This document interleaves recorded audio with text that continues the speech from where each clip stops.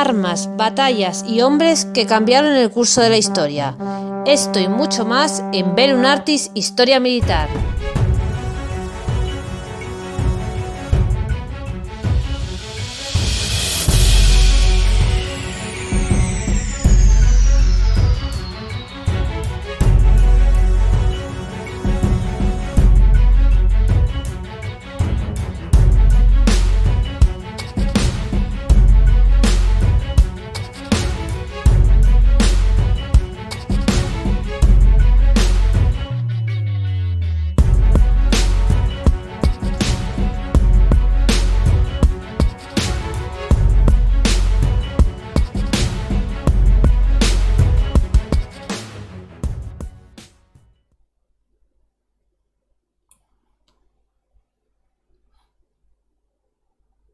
Las Fuerzas de Defensa de Israel fueron creadas el 26 de mayo de 1948, después de la fundación del Estado de Israel, para proteger a los habitantes de Israel y luchar contra todas las formas de terrorismo que amenazan la vida cotidiana.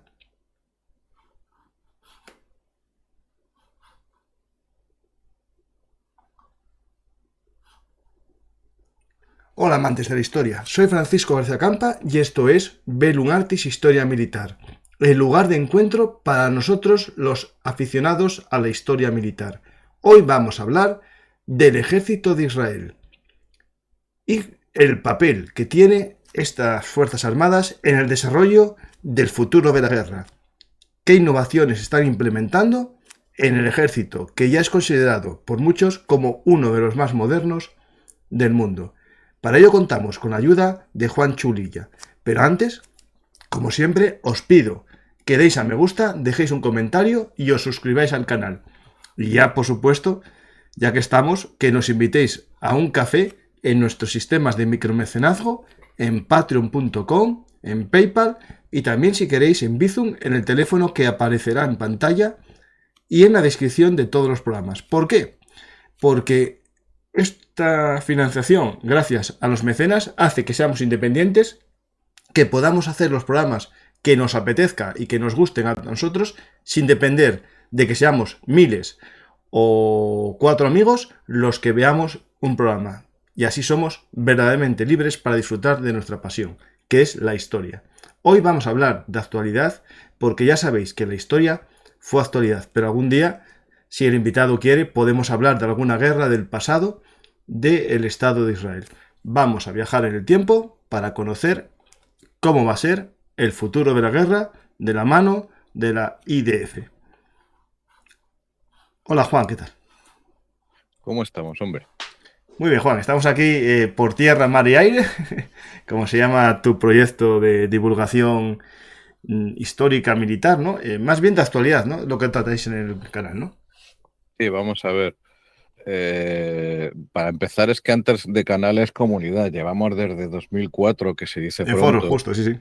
Claro, en portierramariaire.com, donde básicamente lo que tratamos es actualidad de defensa, tanto industrial como operacional, como de eventos y demás que van ocurriendo.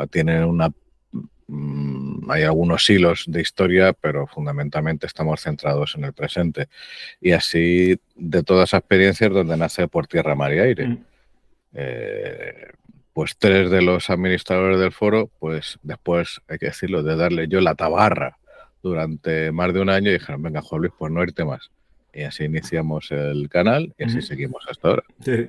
Voy a poner la página Por Tierra, Mar y Aire para que la gente la busque, pero bueno, yo creo que en España todo el mundo que conoce Bellum Artis y en Hispanoamérica puede conocer también el foro de Por Tierra, Mar y Aire, que es un foro, digamos, a la usanza de esos foros que se crearon mucho en los años 2010, 2015, en el que se realizan hilos, ¿no? Así es. Pues vamos a abrir un hilo hoy, que es el ejército de Israel, qué es, cómo funciona y a qué evoluciona, ¿no? O a qué derivará. Porque claro, no es lo mismo, yo creo desde mi punto de vista, a lo mejor la amenaza existencial que tenía en el año 1948, ¿no? Y tuvo posteriormente con las famosas guerras del Yom Kippur, la guerra de los 7 días, y las amenazas que pueda tener ahora más relacionadas con terrorismo, con ataques a lo mejor, porque Israel seguirá esperando una invasión terrestre, como fue el caso de la unión entre Siria, Irak o incluso Egipto para atacarles. Y Jordania también. A ver, a principios de los 2000 se hablaba ya, yo recuerdo conversaciones de café o de bar o lo que fuera, y en algunos casos había quien temía que, como se estaba armando el ejército egipcio, que la próxima guerra, no invasión, pero sí guerra a media escala, fuera con el ejército egipcio. Lo que pasa es que, bueno, luego los egipcios pues pasaron por sus procesos políticos de la primavera árabe, la Plaza Tahrir y demás, y entonces pues apuntan a otro lado.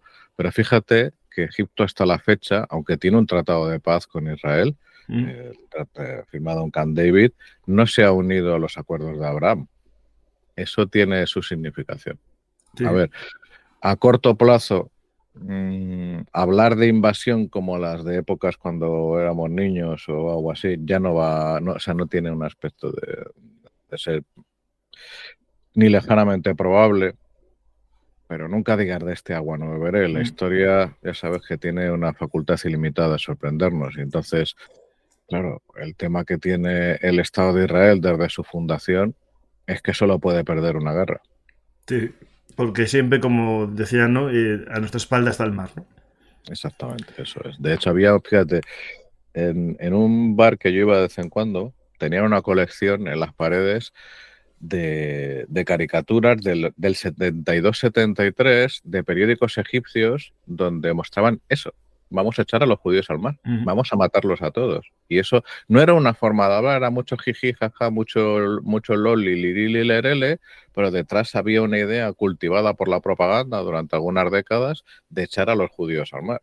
Sí. Eso sí que ha cambiado en parte, pero bueno, eso deja también huella en la psique de los pueblos, ¿no? No, eso es evidente, y sobre todo en un pueblo, bueno, que se ve rodeado, ¿no? Por tres costados, ¿no? Por enemigos, que ahora están, es verdad que por la diplomacia van, digamos, creando hilos, ¿no? Y se habla mucho de eso, del acuerdo de Abraham, una especie incluso de OTAN con Arabia Saudí, hay unos rumores, pero bueno, eso sería para hablar largo y tendido. Juan, cuando dices tomar un café, ¿no? Y en un bar que ibas, es interesante que la gente sepa que cuando vas a hablar de Israel, no hablas como el que estuvo un día en su casa, leyó 5 libros, sino que tú viviste Israel, ¿no? Sí, eso es. Yo hice mi posgrado, en el siglo pasado, que se hizo pronto, en la Universidad Hebrea de Jerusalén. Luego he pasado pues tiempos allí, veranos y tiempo por distintas razones. Es un país que conozco razonablemente. Desgraciadamente para mí, como fui medio imbécil, no aprendí suficiente hebreo. Tenía la posibilidad de hacer el curso del Ulpan, que es el mejor curso de idiomas del mundo, porque en 4 meses sales hablando perfectamente hebreo, pero bueno, pues yo tenía otras cosas que hacer, o decidí tener otras cosas que hacer. Ahora mi hija sí que ya tiene un nivel razonable, intermedio de hebreo, pero yo entiendo las frases por el contexto, entiendo palabras, pero digo barbaridades, así que me voy a permitir el lujo de no decirlas ahora en público. He de decir a todos los oyentes que cualquier hispanoparlante puede pronunciar hebreo perfecto, porque tiene muy pocos fonemas. La tzain, por ejemplo, que es un TZ, pero que no cuesta ningún trabajo, TZ, tzain. Pero a partir de ahí, el resto es una H aspirada, que no nos cuesta trabajo, porque de hecho, por ejemplo, los que hablan, o cuando a mí me pilla hablamos con acento andaluz, pues la H aspirada viene de fábrica, y la J nuestra es su J. Por ejemplo, decir la palabra jara, si hay alguien que habla hebreo me va a entender. Y hay chistes sobre eso, porque jarra es una palabra española, jara es si no pronunciar la R, pero jara en hebreo es mierda. Entonces, vamos, que lo podemos, cuando veáis las transliteraciones de hebreo moderno o de hebreo bíblico, ya es diferente porque tiene sonidos glotales, golpes desde aquí, desde las cuerdas vocales, como en árabe, por ejemplo, el ain o ain, cosas por el estilo, ¿no? Pero el hebreo moderno es fonéticamente, mira, Yo siempre hacía el mismo chiste con mis compañeros de la universidad que eran angloparlantes. Yo les decía, vamos a ver, excepto los mutantes, ¿cuántos dedos nos ha dado Dios? 5, ¿verdad? Pues toda vocal que supere las 5 va en contra de la voluntad de Dios. Efectivamente. Claro, esas cosas rarísimas que hacen los ingleses de tener 13 vocales es solo para fastidiarnos. Sí. Ahí tienes toda la razón, que a mí me mata. Con lo fácil que es leer como está escrito, o sea, no hay más complicación. Pues, Juan, vamos a intentar conocer un poco cómo funciona, ¿no?, el ejército de Israel, ¿no? Estas fuerzas de defensa de Israel, que es el nombre, digamos, oficial del ministerio, aunque después tiene el nombre, ¿no? El nombre, digamos, histórico, ¿no? A ver, es que es el mismo. Tú tienes que tener presente que... Ha sido un acrónimo, sí, claro, sí. Claro, es que los acrónimos en hebreo, a partir del acrónimo se construyen palabras nuevas, porque el hebreo, al ser una lengua camito-semítica, funciona en base a raíces, igual que el árabe. Tú tienes raíces de 3 consonantes. Por ejemplo, yo si pienso en árabe, kataba es leer, kitab es libro, maktaba es biblioteca. ¿Vale? Pues en hebreo funciona razonablemente parecido, pero encima con el asunto de que han hecho no desde ahora, sino desde tiempos históricos, y hablo de muchos siglos, acrónimos, y del acrónimo sale una palabra nueva. Rambam, por ejemplo, es el acrónimo para hablar de Moshe Maimónides. Ya sabéis que entre Moshe y Moshe no hubo ningún Moshe. Entonces, las fuerzas de defensa de Israel, en inglés Israel Defense Forces, en hibrid es Tzebah Hagana Le Israel. Le Israel, sí, Le Israel. Y eso es Tzahal. Pero todo el mundo dice Tzahal, que ya es la palabra, que no es un acrónimo cuando nosotros decimos ONG, pero para nosotros no tiene sentido. No, ya, sí. O Estados Unidos, ya, sí, EU. Sí.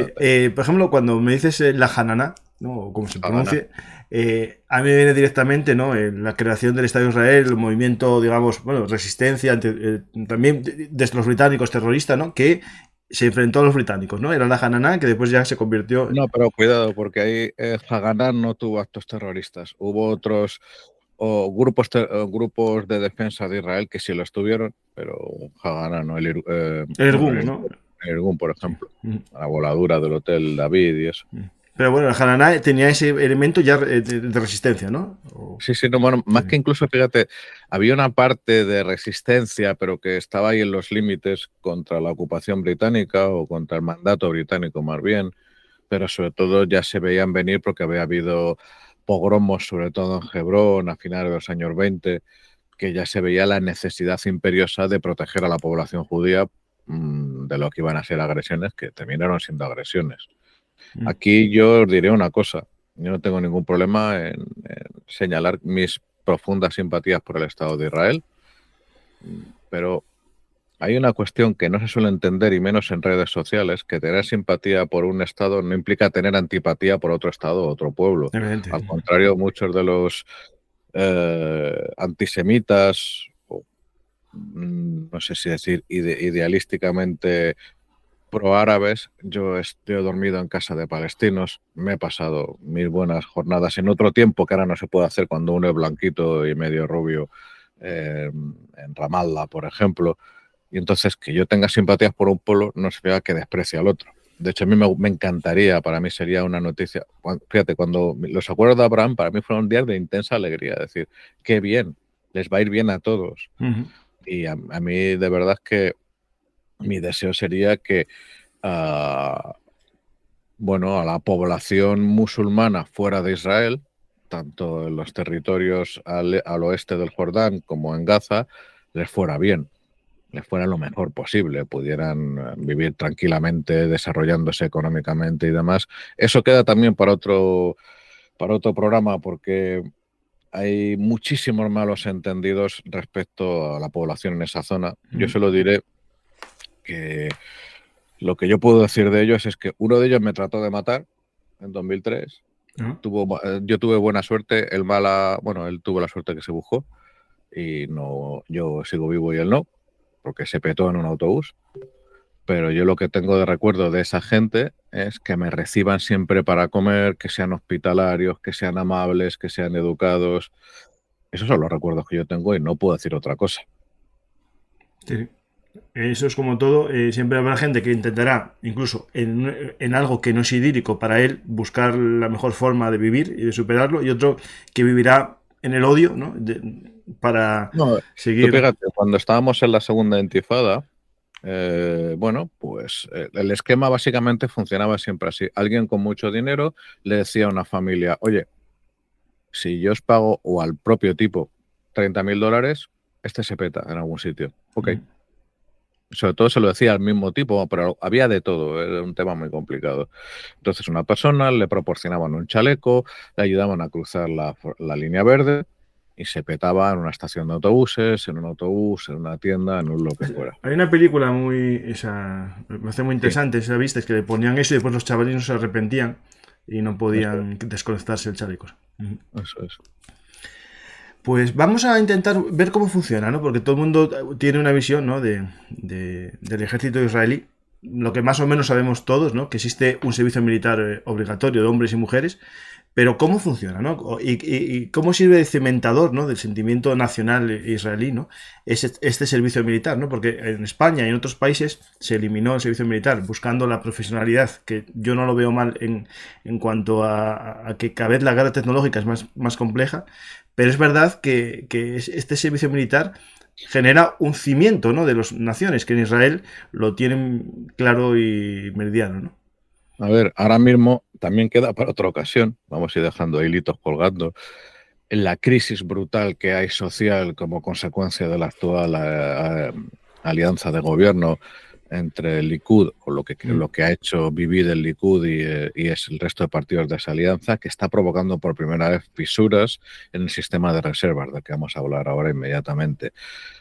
Pero es que Tzahal va muchísimo más allá de un servicio militar. Vamos a ver.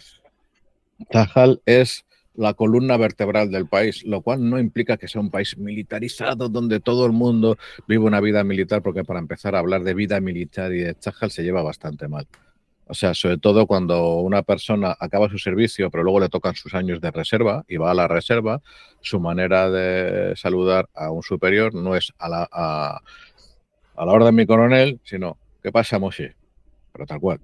O sea, lo de saludar, incluso por ese primer tiempo de saludo, es en cuestiones o en momentos muy puntuales. Normalmente quien viene de fuera lo ve como una informalidad muy grande, como que se pasa mucho de todo. De hecho, el reservista tiene a gala ir con pelazo como le da la gana, con barbas como le da la gana, pero que nunca aparezcan religiosos si no lo es, etcétera.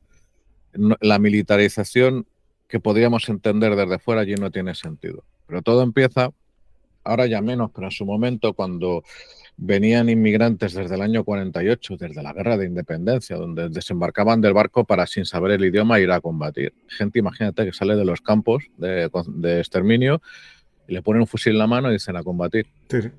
Y no pocos de ellos mueren, pero mueren, entre comillas, felices, porque dicen, bueno, he pasado todo lo que he pasado, pero ahora estoy ayudando a que otra gente mía siga viva. Entonces, eso habría que hacer un programa sobre la historia esa, porque es apasionante, ¿no? Bueno, la creación de un Estado de la nada, justo también en las cenizas, ¿no? De la Segunda Guerra Mundial, gran parte. Cuando escuchas a David Ben Gurión leyendo la proclamación del Estado de Israel, es muy curioso, porque siendo una de las primeras personas nativas en hebreo moderno, tú le escuchas hablar y su idioma te suena raro. Hay cosas, yo lo hablaba con una amiga y decía, es que tú fíjate cómo pronuncia, es que es verdad. Claro, no tiene que ver con cómo ha evolucionado el hebreo en apenas 80 años, ¿no? Claro, influencias de todos los que llegaron, claro. Claro, después van pasando las décadas y como sigue habiendo inmigración, Tzahal le ofrece a los inmigrantes, sobre todo varones, pero no solo, una forma muy rápida de integración, que no solo es el idioma, porque el idioma se le va a ofrecer a todos. Pero tú llegas y lo que hace la agencia judía y el Estado es, te ofrecen un sitio donde vivir, donde adaptarte, te dan todo tipo de apoyos, está todo hiperregulado y muy bien gestionado, e idioma, porque poquísima gente viene con hebreo moderno. Va a venir con inglés, va a venir ya con árabe, no, porque la población judía en los países árabes, los mitzahim desaparecieron, que se fueron, sí. Apenas queda. Eso también queda para otro programa, porque es una historia tremenda, pues se puede unir a la historia y tal. Y muchos vienen también con la versión romance, ¿no? De hispana, de Sefardí, ¿no? Sí, bueno, sefardíes sí quedan en Turquía, quedan pocos en Bulgaria, Y en Marruecos, quedan ¿no? Si en no quedaba Marruecos. alguno.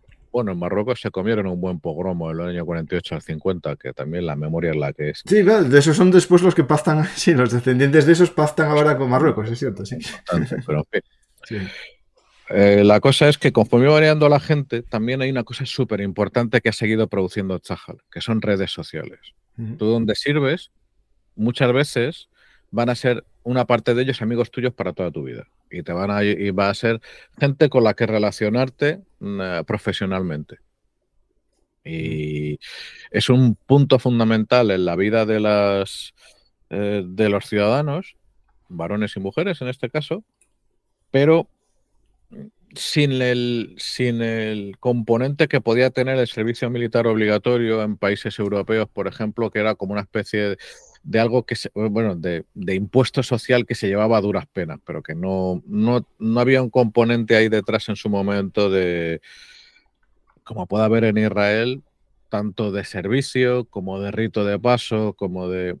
Es que es realmente difícil de explicar, porque allí todo funciona de manera distinta a lo que conocemos acá, en esa línea, ¿vale?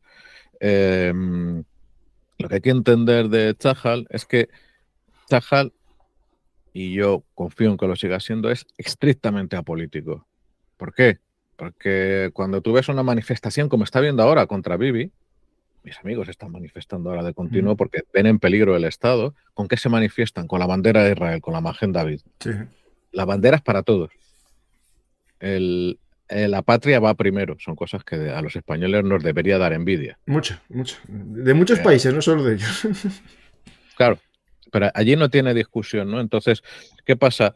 Es que eso choca con que en Israel las diferencias, las divisiones políticas son brutales. Y no es nuestro eje izquierda y derecha, que yo básicamente cada vez lo veo más como un significante vacío en 2023, sino que hay una izquierda y una derecha ya, hay una división económica, hay una división inicial de origen étnico que pervive de ciertas maneras entre los Ashkenazim y los Sefaradim y los Mizrahim, hay el tema religioso, los datí, los religiosos de distinto tipo, versus la población laica, que es una división brutal, pero absolutamente brutal y muy peligrosa, porque hay parte de los religiosos que la verdad han perdido completamente la perspectiva, hay que decirlo. O sea, no se dan cuenta de en qué lugar del mundo viven y a las amenazas a las que se enfrentan. Sí, de hecho, se niegan algunos como primero que la existencia del Estado de Israel, lo primero, algunos, ¿no? Pero eso es súper raro. Esos son los más honestos, por cierto, porque se niegan no solo a eso, sino a recibir ayudas del Estado. Sí, sí. Bueno, eso está bien, al menos. Si no ¿Cómo existe se el llama? Estado, no existe la paga tampoco, eso está bien. Hay un grupo, fundamentalmente son un grupo que se llama Neturei Karta, que eso no está ni en hebreo. El nombre de Neturei Karta es un nombre en arameo, porque se dice que el hebreo fuera de las yeshivot, de las escuelas religiosas y de las sinagogas, de las Beit Knesset, no se puede emplear. No lo emplean. Ellos te hablan o en hebreo o en arameo, o a veces te van a hablar en yiddish, etcétera. Sí, digamos que es como el idioma sagrado, ¿no? Para ellos sí. A ver, es que lo que no se puede entender, la forma de entender correcta a Israel es que lo único que les une a la postre sí es un cierto sentimiento de identidad. El judaísmo no tiene discusión, pero el judaísmo no es religión. No tiene por qué. Es una cultura, sí. Sí es religión en según qué casos, es religión entendida de distintas maneras, pero también es sentimiento de pertenencia a un pueblo, ¿no? Para ir un poquito avanzando rápido, porque estoy viendo que estoy metiendo demasiados matices, el tema, volviendo a Chajal, lo que tiene, como digo, versus todas estas divisiones y muchas más que habría que desarrollar, Chajal es neutral, Chajal es apolítico, Chajal sirve a una necesidad fundamental que es la defensa del Estado, como nuestras Fuerzas Armadas, pero sirve a más. Me explico. A mucha gente le va a dar formación profesional. Hay algo que en España y en Europa no se sabe demasiado, y es que el sector de computación, el sector IT israelí, que es el motor económico del país en realidad, nace de Chajal, pero siguen naciendo de Chajal. Allí las unidades dentro se agrupan fundamentalmente dentro de la gran unidad de inteligencia. Las unidades dedicadas a computación los chicos, según van pasando año tras año, luego de ahí salen con una preparación magnífica, porque es una preparación completamente práctica y destinada a necesidades perentorias de computación, y de ahí salen pues listos para meterse en distintos empleos de computación, de desarrollo, administración de sistemas, lo que sea. Y de ahí se han desarrollado algunas tecnologías brutales. Hay una unidad que se llama la unidad Talpiot, que es la unidad de los geniecitos, o sea, porque hay que tener una cosa en cuenta. Cuando tú te vas acercando a la mayoría de edad, pues hay un momento muy importante en la vida de un chico que es el campamento, pero no es como nuestro CIR, nuestro Centro de Instrucción y Reclutamiento en España. No, no, no, no. Eso es algo absolutamente práctico y pragmático, en el cual, primero, eso yo lo he vivido casi en mis propias carnes, porque yo, por ejemplo, no entré a la academia militar, porque como tengo problemas pulmonares, pues no puedo haber pasado la vida los exámenes de correr. Yo tengo un amigo que básicamente no es lo de correr, es lo de nadar, a él lo físico mal. Sí. Y luego el cabrón es una especie de portento brutal. ¿Tú crees que Chajal desperdició esos talentos? En absoluto. No, si pasa con un ordenador, cualquiera. No, esta no fue con un ordenador, fue con otras cosas, pero cosas relacionadas con la cabeza. Sí, sí. Me dijo, tú aquí. Y con eso se hace con todos. La gente, no, fíjate, no necesariamente la gente con mejor preparación física es la que va a las unidades de más prestigio. Por ejemplo, las unidades de fuerzas especiales allí se llaman los Sayeget, que son las unidades de exploración profunda. Te tienen que sonar las Sayeget Matkal o las Sayeget Golani, por ejemplo. Y no necesariamente va la gente que es el monstruo de la gimnasia. Allí se busca, mira, sería algo más parecido a los GAR, de la resistencia psicológica y física, pero sobre todo psicológica, porque dicen, mira, lo físico, tú no te preocupes, que ya te lo doy yo. Pero la resistencia psicológica viene de casa, viene de fábrica, ¿la tienes o no la tienes? Hay otra gente que pues se le da bien ciertas tareas, la que sea. La tarea fundamental en Chajal son los sargentos de reclutamiento. Eso es lo que marca Chajal y su desarrollo, porque de su éxito, de los métodos que emplean, de cómo ponen a la persona en su lugar adecuado, es de donde va a salir unos recursos siempre insuficientes, que es la población que en ese momento puede servir en el ejército, lo que le va a dar la performance al Estado de Israel, ¿no? Sí, digamos que con los recursos humanos que tienen escasos en comparación con los países de alrededor, tienen que usarlos de la forma más eficiente posible, ¿no? Totalmente. Tienen que hacerlo brillar porque es que no hay alternativa.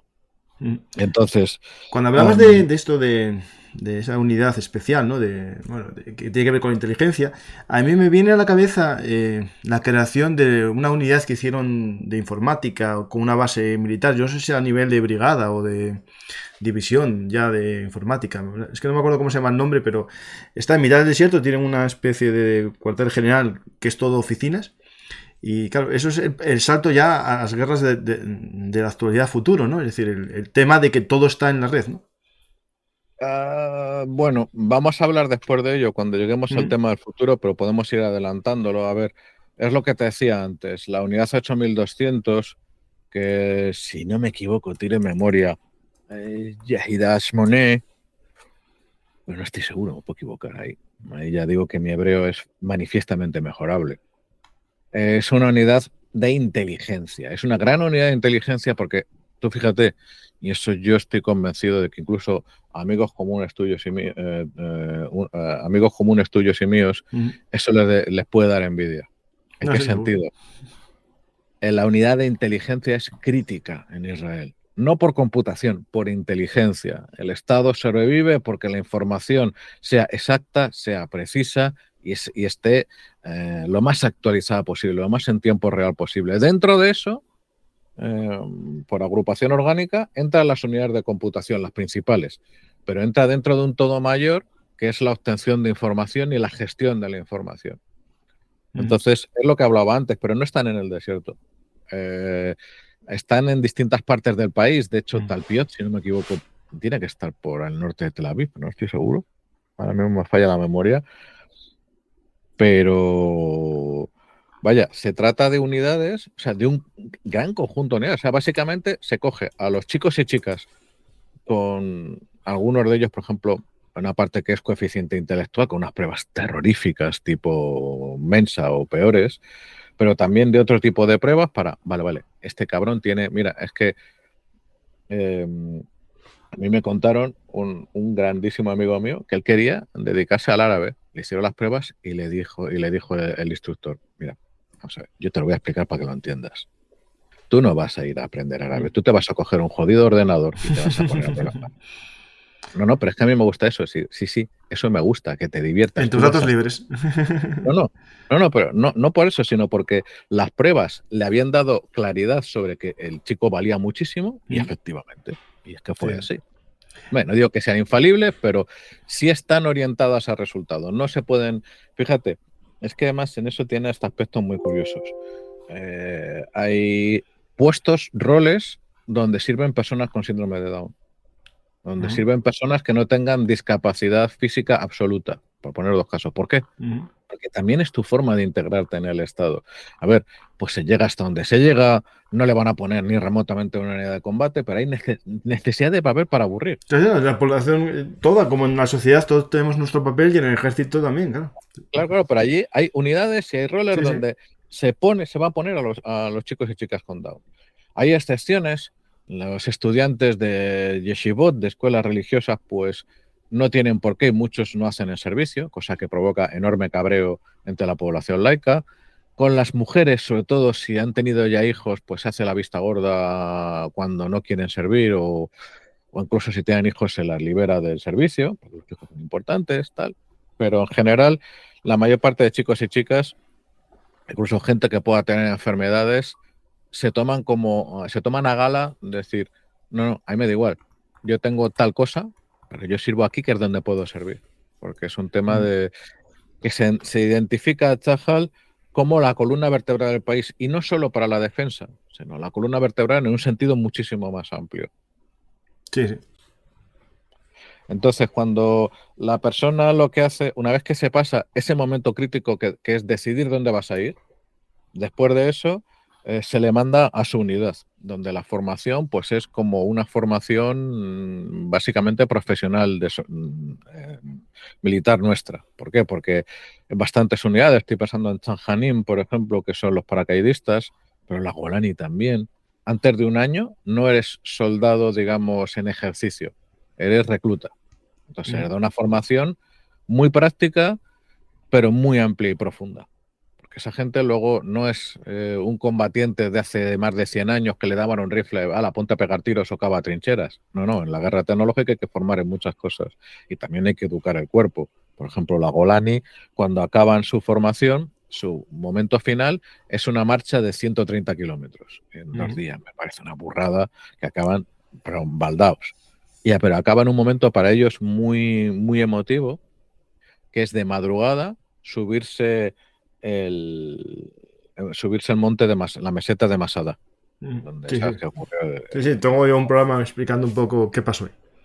Pues eso es muy impresionante porque según va saliendo, antes de que salga el sol, todos se encienden antorchas y cuando se le va a entregar su título de soldado entrenado y tal, pues ellos tienen, no me acuerdo cómo es lo que dicen, pero básicamente juran que no volverá a haber otra Masada.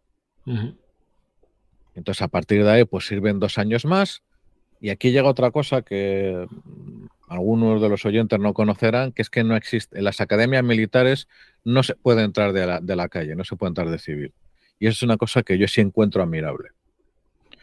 Hay un problema en el sistema, y aquí lo voy a decir y voy a enfadar a más de uno, pero lo digo como creo que es así. Como lo sientes. Hay algo a superar en nuestra formación militar occidental, y no hay que pensar siempre que tenemos mucho complejo la española y que después estamos hablando que la danesa es diferente, que la alemana o francesa son diferentes, donde el oficial entra de la calle. En Israel eso no puede ser. En Israel tú primero sirves. Todo el mundo entra de la calle a ser soldado, sin excepción.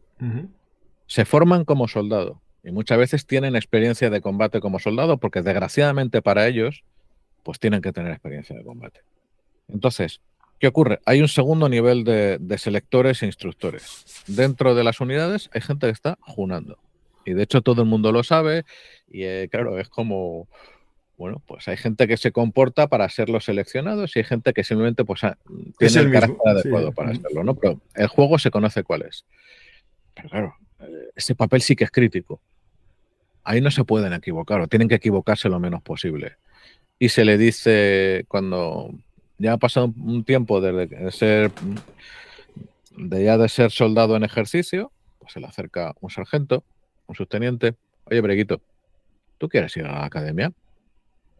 Sí, no. Al que le dice que sí, entonces, después de 2 años de servicio, va a la academia militar. Ajá. Pero la academia militar es una formación distinta también porque se le da la formación precisa al futuro oficial y al mismo tiempo se le facilita el estudio universitario, que allí no es semigratuito como en España, allí cuesta un dinero más a la americana.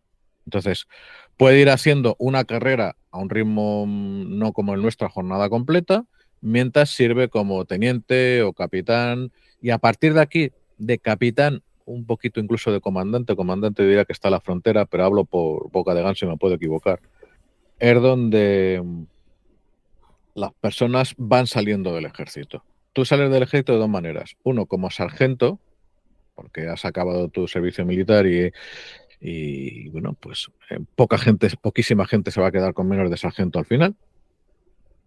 O de oficial te vas saliendo según te va llamando o tú tienes la necesidad de ir a trabajar al mercado civil. Claro, tú piensas que todo ejército es piramidal. Sí, sí. Tienes más, Llega un más- momento que tiene que haber menos gente, claro. menos Menos en el generales. ejército español del siglo XIX, que había Eso más era oficiales. místico. Eso era una cosa tremenda. En fin. Y entonces, cuando tú entras de oficial, que tienes una paga diferente, que tienes una serie de ventajas diferentes, tienes un compromiso de X años y luego a partir de ahí hacer lo que sea. No es como aquí que ya eres oficial, hay algunos que salen, pero la mayoría llegan hasta la reserva, lo cual pues es lo que pide el sistema. No es nada malo, evidentemente. Allí es diferente. Allí hay algo intermedio que es tú eres oficial hasta capitán o comandante y luego ya, entre que no es fácil que te quedes y que tienes muchísimas posibilidades de empleo porque tienes una formación muy amplia para muchos roles, pues la gente se va saliendo. Y básicamente es como funciona. Hay excepciones obvias, como la tripulación de submarinos, esto la tripulación de, o sea, sobre todo los pilotos de aviones de combate, También. que no siguen el mismo camino porque no puede ser. Sí, sí. Que ahí estamos hablando, por ejemplo, de formar a un piloto. O sea, ya es Pero, profesional puro, ya. pero es que tiene que serlo, claro. Sí, Tú no sí, puedes sí, sí. tener un recluta al mando de un F-16. Y básicamente aquí yo creo que ya llegamos al término de la explicación de cómo funciona Chajal. Espera, hay una Hay un... pregunta que tengo que hacerte Claro, ahí sobre el tema de quién hace el servicio militar, pero quién es parte del ejército, ¿no? Claro, en Israel, cuando hablamos del Estado de Israel, todo el mundo viene, pues son judíos de religión o de cultura, ¿no? Pero también hay drusos, cristianos, árabes, ¿no? Viviendo en el país. Yo lo que sé, y ahora me lo vas a aclarar, la obligatoriedad de servicio militar no la tienen todos, pero sí la posibilidad de participar en el ejército la tienen también otros grupos, ¿no? vamos a ver. Antes no he dicho una cosa y por orden es que cuando tú acabas el servicio, sobre todo si perteneces a ciertas unidades de combate, tienes ciertas obligaciones de formar parte de la reserva, de los Sí. Miluim. Porque claro, es que la población da para lo que da. Y si tú quieres tener un ejército que pueda escalar rápidamente, vista las experiencias del pasado, durante X años, tú sigues siendo reservista y formas parte de una unidad de la reserva, de paracaidistas, de la Golani tiene sus estas de reserva, de blindados, lo que fuera. Entonces, pues durante X años, parte de tus vacaciones, y la empresa te lo tiene que respetar, y cuando no lo respeta a veces se monta la mundial y a la empresa le cae un puro tamaño cepelín, porque tiene que asumir que todos pagan el impuesto para mantener el Estado de Israel y no es solo los dineros de todas las haciendas del mundo, sino, tío, facilita las cosas a este colega que 15 días se va a ir a pegar barrigazos con esas barrigas a su vez que tiene de cuarentón, porque es lo que toca. Sí, sí. En fin, respuesta a tu pregunta, vamos a ver, la práctica totalidad de la población drusa sirve en Tzahal.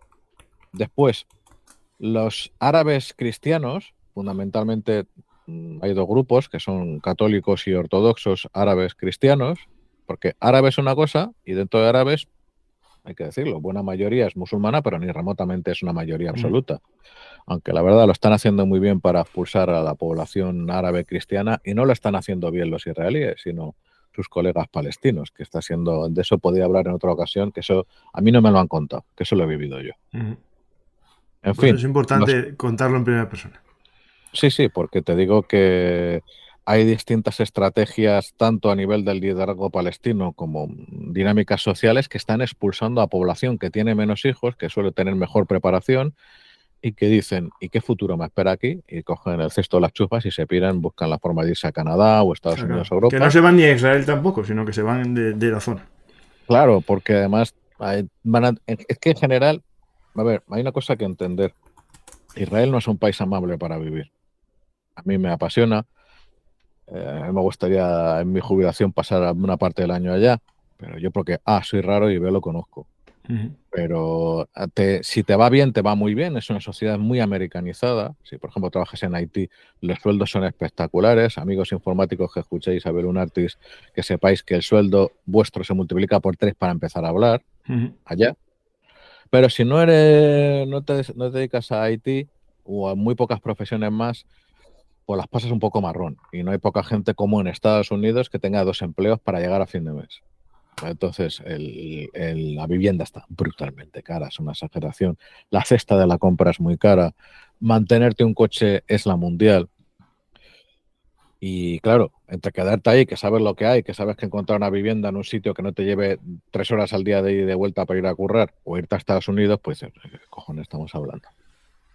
Entonces, además de eso, está pasando una cosa súper interesante, que tras la segunda intifada y sobre todo tras lo que se ha visto luego con el Daesh y el cambio de actitud de parte de la población musulmana hacia sus vecinos cristianos, pues se han puesto las barbas metafóricas a remojar la población árabe cristiana y están sirviendo en cada vez mayor número en Chajal, porque saben que Chajal el Estado de Israel sí les va a defender del próximo gran crimen contra la humanidad. Es que tú fíjate, ahora casi se nos ha olvidado lo que pasaba en Irak o en Siria en la década pasada, pero en mi cuenta de Twitter, en Poliorcetes, hay una nun que la gente me ha preguntado por qué está esa letra, la N en árabe, y es por Nasri, o que es una de las formas de llamar a los cristianos. Tarea Nasri, Nazareno, claro, sí, Rumi, sí. claro, Rumi de romano, Prani ya no se emplea porque es de cruzado, en fin, que más hasta chistes de eso. Pero esa gente, pues los mataron por miles y miles, los amables rebanacuellos, ¿no? Entonces, pues se ha producido un cambio muy profundo en la población árabe cristiana, que ve la necesidad de proteger a un Estado que sabe que les protege. Y después, ya la población árabe musulmana, depende. No sirven pocos. Hay, en ciertas unidades puede haber población beduina que sirve. La población beduina va a un rollo completamente diferente al resto. No pensemos. ¿No? Hay una unidad de beduinos, ¿no? Que bueno, habrá mucho israelí metido también ahí, ¿no? Claro, de exploración, pero de todas maneras hay que pensar que cuando pensamos en árabe, para empezar, no es lo mismo árabe cristiano que musulmán. Pero segundo, no es lo mismo árabe musulmán de urbanita o campesino que beduino. Los beduinos van a su bola, las leyes del país donde están les importan en trasero y una mierda. O sea, solo respetan lo que se les impone de forma coercitiva. Viven siempre en los límites de la legalidad, porque es una sociedad completamente diferente. Tú piensas que hasta el mandato británico, una fuente de ingresos de los beduinos era asaltar gente, sobre todo, fíjate, asaltar a caravanas que iban a la Meca, a otros musulmanes. Pues sí, se les asaltaba, oiga, que hay que ganarse el pan de mis 10 esposas. Sí, sí, y son pueblos que siempre fueron guerreros, pues ahora están guerreros a favor de un ejército y que es el que viven y punto, o sea. Y cumplen, digamos, su mentalidad guerrera. Esto pasa mucho también en la zona de Sahel, ¿no? Es decir, ahí hay pueblos que toda la vida fueron guerreros y cuando no hay guerras en su zona van de mercenarios a cualquier sitio. Es complicadillo el asunto, pero bueno, básicamente para resumir, la inmensa mayoría de la población, no, la práctica totalidad de la población judía laica sirve. Los religiosos está cambiando también, hay religiosos porque tenían un mandato, porque, a ver, los religiosos allá están brutalmente divididos. O sea, no hay nada parecido a un Vaticano, ¿vale?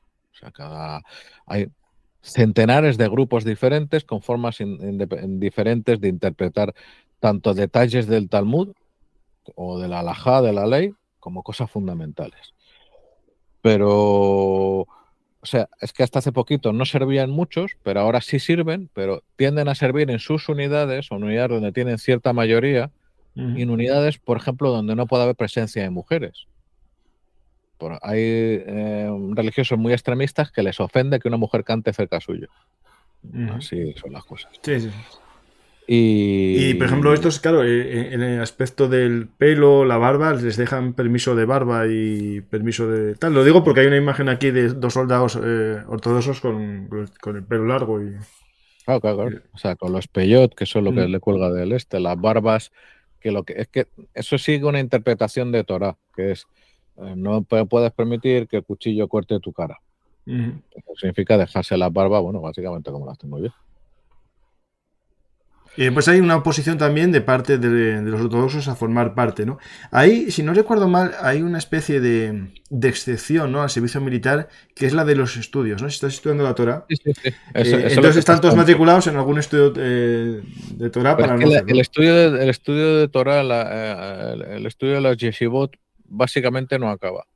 Claro. Porque hasta, por ejemplo, se dice desde tiempos de Isaac Luria que la Kabbalah se debe empezar a estudiar a partir de los 40 años, que antes la persona no está preparada. No voy a meter en matices de qué es estudiar exactamente o de qué hace todo el mundo, pero mucha gente sí se lo toma muy en serio. Y estás en la yeshiva de la mañana a la noche, porque además estudiar es estudiar y discutir de cierta manera. Estudiar, discutir y rezar. Y te pones con los libros, dale. Por eso tantísimos tienen gafas de culo de botella, porque se pasan leyendo sin parar 12 horas al día más. Sí. De todas maneras, explicado más o menos cómo funciona el ejército, hay que entender también que eso tiene una conexión importante con la industria de defensa israelí, que es una industria conocida, con una imagen de top o de elite mundial, ganada a pulso. La industria israelí es muy fácil de entender. No puede tener un mercado cautivo, porque pese a que el PIB dedicado a defensa de Israel es una barbaridad, no hay dinero para mantener esa industria. Claro, pero justo, tú necesitas esa industria porque ellos aprendieron a las malas. Para ellos su momento Sputnik es el 67. ¿Por qué? Porque tras ganar la guerra de los 6 días, llega el amigo francés, todo simpático y ufano, y una serie de acuerdos comerciales que tenía, a tomar por saco, los corta y se queda con los Praga Tashar compradas, con los Miras comprados, etc. Y claro, desaprendieron, dijeron, una y no más. Hay otras naciones que no aprenden de eso mismo, amigos. Como la nuestra, por ejemplo. Después de las pílulas que nos comimos, pues no aprendemos que tenemos que mantener independencia. En fin, entonces, si quieren mantener independencia y que sea viable y que no lastre económicamente al Estado, la industria tiene que ser lo más independiente y lo más exitosa mundialmente posible, y lo ha sido. ¿Qué ocurre? Por ejemplo, en los años 80, tú recordarás que llegaron a fabricar, hasta los años 80 llegaban a fabricar su propia aviación de combate, por ejemplo, los Kfir derivados de los Mirage y el proyecto Laví. Pero eso vieron que no llegaba a ninguna parte, sobre todo porque el amigo americano dijo, ¿qué estáis haciendo? Vamos a ver, Pitrafilla. Sí, os dejo yo alguno a buen que precio. me estáis tocando los huevos. Y claro, como hay una ayuda americana desde tiempos de Camp David, antes la ayuda americana hasta los años 60 era anecdótica. Hay que recordar que cuando hablamos de la Unión Soviética no tenía mala relación con Israel, aunque era aliado de los demás países, porque gran parte de la población...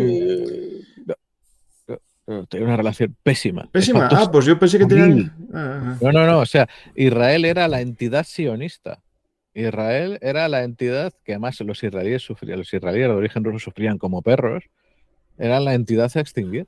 O sea, las guerras árabes israelíes las impulsó la Unión Soviética sin pararse a pensar en lo que podía haber implicado acabar con la población, con gente que había nacido en la Unión Soviética. No, pues yo pensé que tenían, pese a eso, que tenían un cierto apego. No, de hecho es que estaba prohibida la migración a Israel. Cuando se cae la Unión Soviética, gracias a Dios, pues sabes que hubo dos procesos de migración muy fuertes del año 89-90 y el año 93-95. Sí, sí, sí. Tiro de memoria Eso sí me rápido. suena. Entonces debe ser lo que cambió un poco la relación, a lo mejor, ¿no? No, claro, pero es que antes que estaba prohibido. Vale, Para vale. emigrar era una huida y dejar todo atrás y tal. Y aquí cuando se permitió, pues fueron millones. ¡Pum! Mm. Casi más de 2 millones y un poquito de personas emigraron a Israel.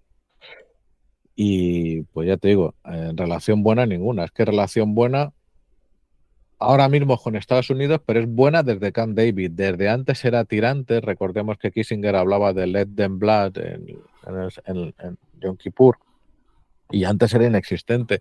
Francia tiene una buena relación hasta que la deje de tener. Claro. Entonces, lo que tiene la industria ya es que se ha dedicado a ciertos segmentos dentro de la industria de defensa y variados, además. Estaríamos hablando de armamento individual y cartuchería, piezas de artillería cohete. Hasta la fecha, lo que es la producción de blindados ha sido local, ha sido básicamente un gasto del Estado, pero porque ellos han visto que en su momento, sobre todo en el 73, pero también en el 67, en las guerras se las salvan los carros de combate, las fuerzas blindadas, no solo los carros de combate. Y entonces querían tener plena independencia, pero por motivos que hoy yo veo cuestionables, no vendieron fuera. A ver, digo cuestionables en parte, porque cierto es que sus diseños son para ellos, en sus circunstancias, en sus trayectos, en sus distancias, y un Merkava es un carro magnífico en sus terrenos, pero un carro para hacer grandes desplazamientos, pues no serviría, por ejemplo. Claro, pero está pensado para eso, para el escenario suyo. Claro. Luego hay otra, lo que es la industria drónica, la industria de aviación no tripulada, en su momento fueron punteros. Ahora hay una circunstancia apasionante para los que estamos en ella, que es que la industria le ha dicho al Estado, oye, o sea, al Ministerio de Defensa, ¿qué tal si dejamos de hacer el imbécil y podemos publicitar que nuestros drones llevan más de 20 años armados? Porque no me dejas decirlo, pedazo de capullo, y el turco nos está comiendo la tostada cuando la teníamos ganada al mercado. Claro, porque todas las imágenes que se ven de drones israelíes son como de espionaje, exploración, inteligencia, ¿no? No se ve ninguno armado al estilo de Bayraktar, ¿no? Claro, y es que además tú piensas que los Herón, que son algunos de los drones armados, no el único, llevan munición que solo se ha conocido porque alguna no ha explotado, costumbres que tiene la munición de todo el mundo en todas las épocas, y la han recuperado quien sea. Pero no había nombre oficial, no se reconocía que eso existía, y era una idea idiota. Porque, a ver, ¿qué se podía ganar con eso? El tema es complicado, No, pero claro, el tema, por ejemplo, es lo muy único dañino. pensar que un factor sorpresa, ¿no? Tener algo que en caso de necesidad nadie contase con ello. Pero bueno, es Era extraño tonto en el porque mundo eso actual cuando... que nadie se entere, ¿no? No, pero además, sobre todo, tú piénsalo. En Gaza, por ejemplo, cuando pues algún dron pues, se ha llevado puesto a algún malnacido que mandaba gente a morir o lo que fuera, algún líder de Yihad Islamía o de Hamas o de, bueno, de las brigadas Esedin el Qassam o tal, pues y ese se moría porque le había caído un rayo del cielo. No, había tirado el Herón, le había tirado pues algún tipo de munición que además muchas veces no era Hellfire, pero no se sabía cuál era. Vale. En electrónica también han sido, bueno, y siguen siendo completamente top mundial. ¿Y qué ocurre? Que esto a su vez conecta con Chajal. O sea, la industria de defensa no es como la industria civil. En todas partes es igual, en realidad. No bueno hasta ahora, porque está habiendo una revolución en ese sentido. En Israel es una industria muy regulada, de fuerte participación pública, porque a su vez el Estado depende de ella. Es la industria que va a fabricar, que está fabricando las reservas de guerra. Es la industria que va a proveer a Chajal de los medios para seguir sacando la mano a pasear cuando lleguen maldadas y que no venga un francés y diga, oye, que ya no te di nada más y te jodes como Herodes.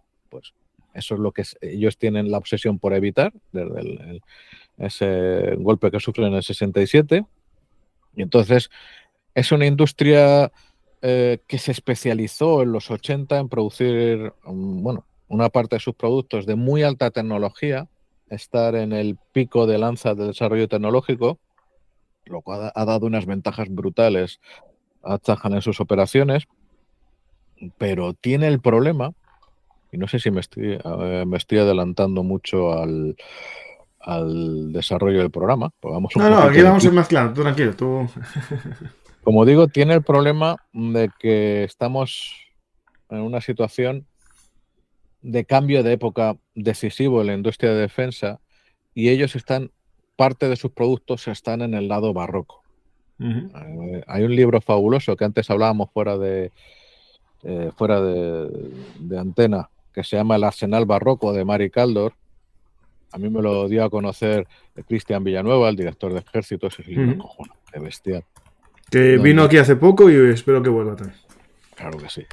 En ese libro es de los primeros en los que se menciona el problema que teníamos ya en los 80 de la evolución de los sistemas de defensa hacia una complejidad y exquisitez cada vez mayor en Occidente para vencer la masa soviética de entonces, ¿no?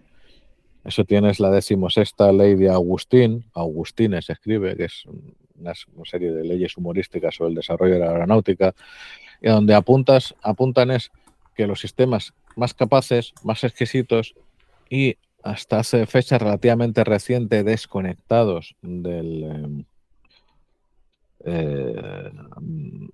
gran sector civil, pues no pueden sino ser más y más caros con cada generación, y por lo tanto, como el dinero no se incrementa de manera proporcional, tienes que comprar menos. Claro.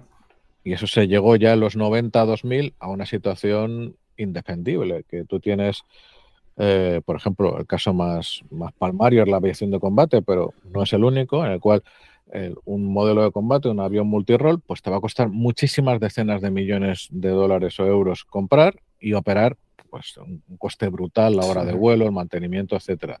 Entonces, como el presupuesto de defensa es el mismo, el resultado es que se dispone de menos sistemas. Y eso Israel, tú fíjate que yo creo que no está del todo en el lado bueno. A ver, hay una parte que, por ejemplo, en fabricación de municiones es sorprendente teniendo en cuenta el tamaño del país y que carece de minerales de todo tipo. Por cierto, ahora se está enfocando la cámara. Bueno, pues fabrican munición para medio mundo. Eso tiene una explicación, porque también en este sentido, hay mucho mito sobre, claro, es que Israel, los judíos, bueno, sí, la organización sionista mundial. Judíos, Juden, todo el rato. Y es muy sencillo. Si tú, en vez de mantenerte los medios de producción de hace 30 años, mantienes tu sistema de fabricación, ese arte nada sexy y absolutamente imprescindible, que es el diseño y mantenimiento de líneas de producción industrial, que la gente que sabe hacer eso es la que mantiene un país. Pues si tú lo que haces con esa gente, lo que le dejas hacer es mejorar sin descanso tus métodos de fabricación, poquito que vayan ahorrando en plan toyotismo hiperestricto de ahora consigo que esta etapa del proceso sea mejor, produzca más en menos tiempo o que tenga menos pérdidas, que el sistema de control de calidad me descarte menos porque he elevado el control de calidad a tal, que empleo menos horas hombre para hacer tal fase, automatizo más ciertas tareas, pues al final es brutalmente competitivo. Sí. Coño, es que tú piensas, ¿cómo puede ser que Israel produzca más munición que bastantes países europeos? No, es que el tema de la industria, ¿no? Es que para que sea eficiente, ¿no? Hay que hacer inversiones, ¿no? Es decir, tú al final, por ejemplo, en España tenemos una fábrica de munición aquí en Asturias, ¿no? Que lo compró SPAL y ahora SPAL lo va a comprar Rheinmetall, ¿no? Esa fábrica.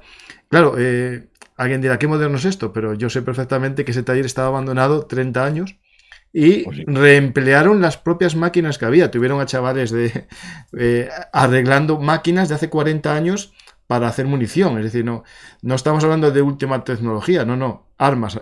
Y esa ha sido buses de toda la vida hechos con los tornos que se hicieron toda la vida. Claro, eso es una falta de inversión. Si quieres ser eficiente, tienes que modernizarte. Y esa es la parte bonita, Francisco, porque, por ejemplo, hace ya años, y hay detalles que mejor no vamos a entrar, las máquinas de fabricación de nuestras MG, de las MG3, bastantes de ellas fueron cizalladas y vendidas como chatarra. Bueno, aquí en Asturias la fábrica de La Vega, que era la de Oviedo, de armas, que es donde se hacía esas MGs, se desmanteló completamente y sí, se vendieron a chatarra. A chatarra o se regalaron o se hicieron. No se pasaron para la de Trubia, que es la de carros, sino que desaparecieron. Exactamente, es que de hecho el papel del chatarrero en el desarrollo industrial de España es como el caballo de Atila. Sí, sí. En muchísimos casos, sin ir más lejos, teníamos un mercado precioso de hierro que lo diseñó Eiffel, el de la Torre, en Madrid, el antiguo mercado de la cebada. Arias Navarro, que fue alcalde de Madrid, lo vendió por el hierro al peso. Un mercado precioso, pero tú ves la foto y dices, ¿y esto lo vendieron al peso? Pues sí, porque, oiga, es hierro y se vende a tanto Sí, el sí, sí. kilo, amigos. En fin, como digo, volviendo a nuestro tema, lo que han hecho, por ejemplo, ahora ha pasado una historia con la pistola Ramón, que seguro que te ha llegado. A ver, cuenta, a ver. No, no, no La me llego, no, pistola cuenta, cuenta. Ramón que ganó el concurso de la Guardia Civil. Ah, vale, sí, sí, vale, sí, sí.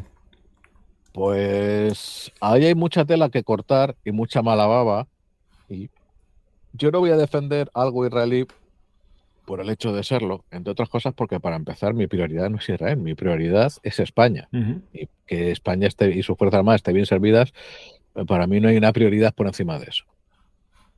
Pero las cosas como son, en este país, a poco que se conozca un poquito cómo funciona nuestro sector defensa, pues hay mucho dime, mucho direte y mucha puerta a la que llamar. Y claro, cuando una empresa desconocida te gana un concurso, pues ganar, si alguien gana un concurso significa que alguien lo pierde. Sí, Y sí. lo mismo estoy siendo suficientemente claro. Lo digo porque se ha llegado a hablar de que una proporción indecente de las pistolas Ramón han fallado en X y Z.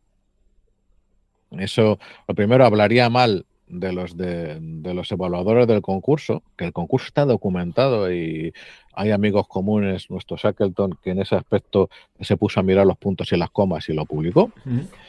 Pero luego tienes una cosa que se llaman acuerdos legales. Si realmente lo que hubieran entregado fuera un truño, como Zed me entregó al ejército británico las Amelis, pues llega el cliente, mira el contrato, lo lee y dice, oye, que tú te habías comprometido a tanto producto en tanta fecha, en tantas calidades, por este precio, y las calidades no se han cumplido, te lo comes y me devuelves el dinero. Sí, Y sí. no ha pasado. Y si eso no ha pasado con una industria, es porque la respuesta más sencilla es la más probable. ¿Y El esta tema es arma se va a fabricar, digamos, en Israel o en España en con Israel. licencia? No, en Israel. De hecho, en Mm, España, a ver, el último sitio donde se fabricaba armamento de guerra, y que de momento se sigue ya sin fabricar de hace unos años, armamento de guerra, me refiero a armamento individual, era la fábrica de Coruña. sí, sí. Y eso se paró con el fin de la fabricación de los G-36. Mm. Es que es un problema si Y lo por ejemplo, piensas. la Star que sí que se hacía originalmente, pero claro, ya ni eso, ya que. A ver, y esto es muy interesante de tocar la comparación Israel versus Europa. Mm. Insisto, es muy importante tener en cuenta que, o sea, quitarnos complejos de España. Porque ahora, a mí tengo que decir que particularmente me molesta a título personal cuando se habla de España o Españita, cuando, tío, si te da vergüenza tu país, cámbiate de país. Hay 197 alternativas que te pueden dejar de producir malestar. Y muchas que se vive aún peor. Exactamente. O peor o mejor, pero si tu país te avergüenza, cámbialo, soluciona el mal que tienes. A mí no me avergüenza, a mí me enorgullece. Lo digo porque tenemos muchísimo complejo de España, España, España, y luego resulta, ¿sabes qué? Que CEDME cerró. Bueno, la historia del cierre de CEDME, hay gente que lo conoce mucho mejor que yo, y de hecho está publicada online, y es una verdadera tragedia. Parte de lo que se pierde en el INTA también lo es. No tiene que ver, pero sí, porque responde a los mismos procesos. Pero ¿sabes qué? Que allá por los 90, la fábrica de Saint-Étienne, que tenía siglos, cerró. De eso se puede Mm. hablar, y se puede hablar del papel de los sindicatos y de cómo el Estado decidió cerrar antes de seguir prisionero de los sindicatos de Saint-Étienne. Algo tan acojonante Sí, sí. como eso. Pero en Enfi, que no hay en realidad no hay una historia trágica como esa, también se cierra. Espera, voy a hacer el resumen. Inglaterra pierde la capacidad de diseño y fabricación de armamento individual. Francia le ocurre otro tanto. Bélgica en teoría no, pero desde el batacazo del modelo 2000 no se ha vuelto a desarrollar nada nuevo. El SCAR en realidad no es una variación del FNC.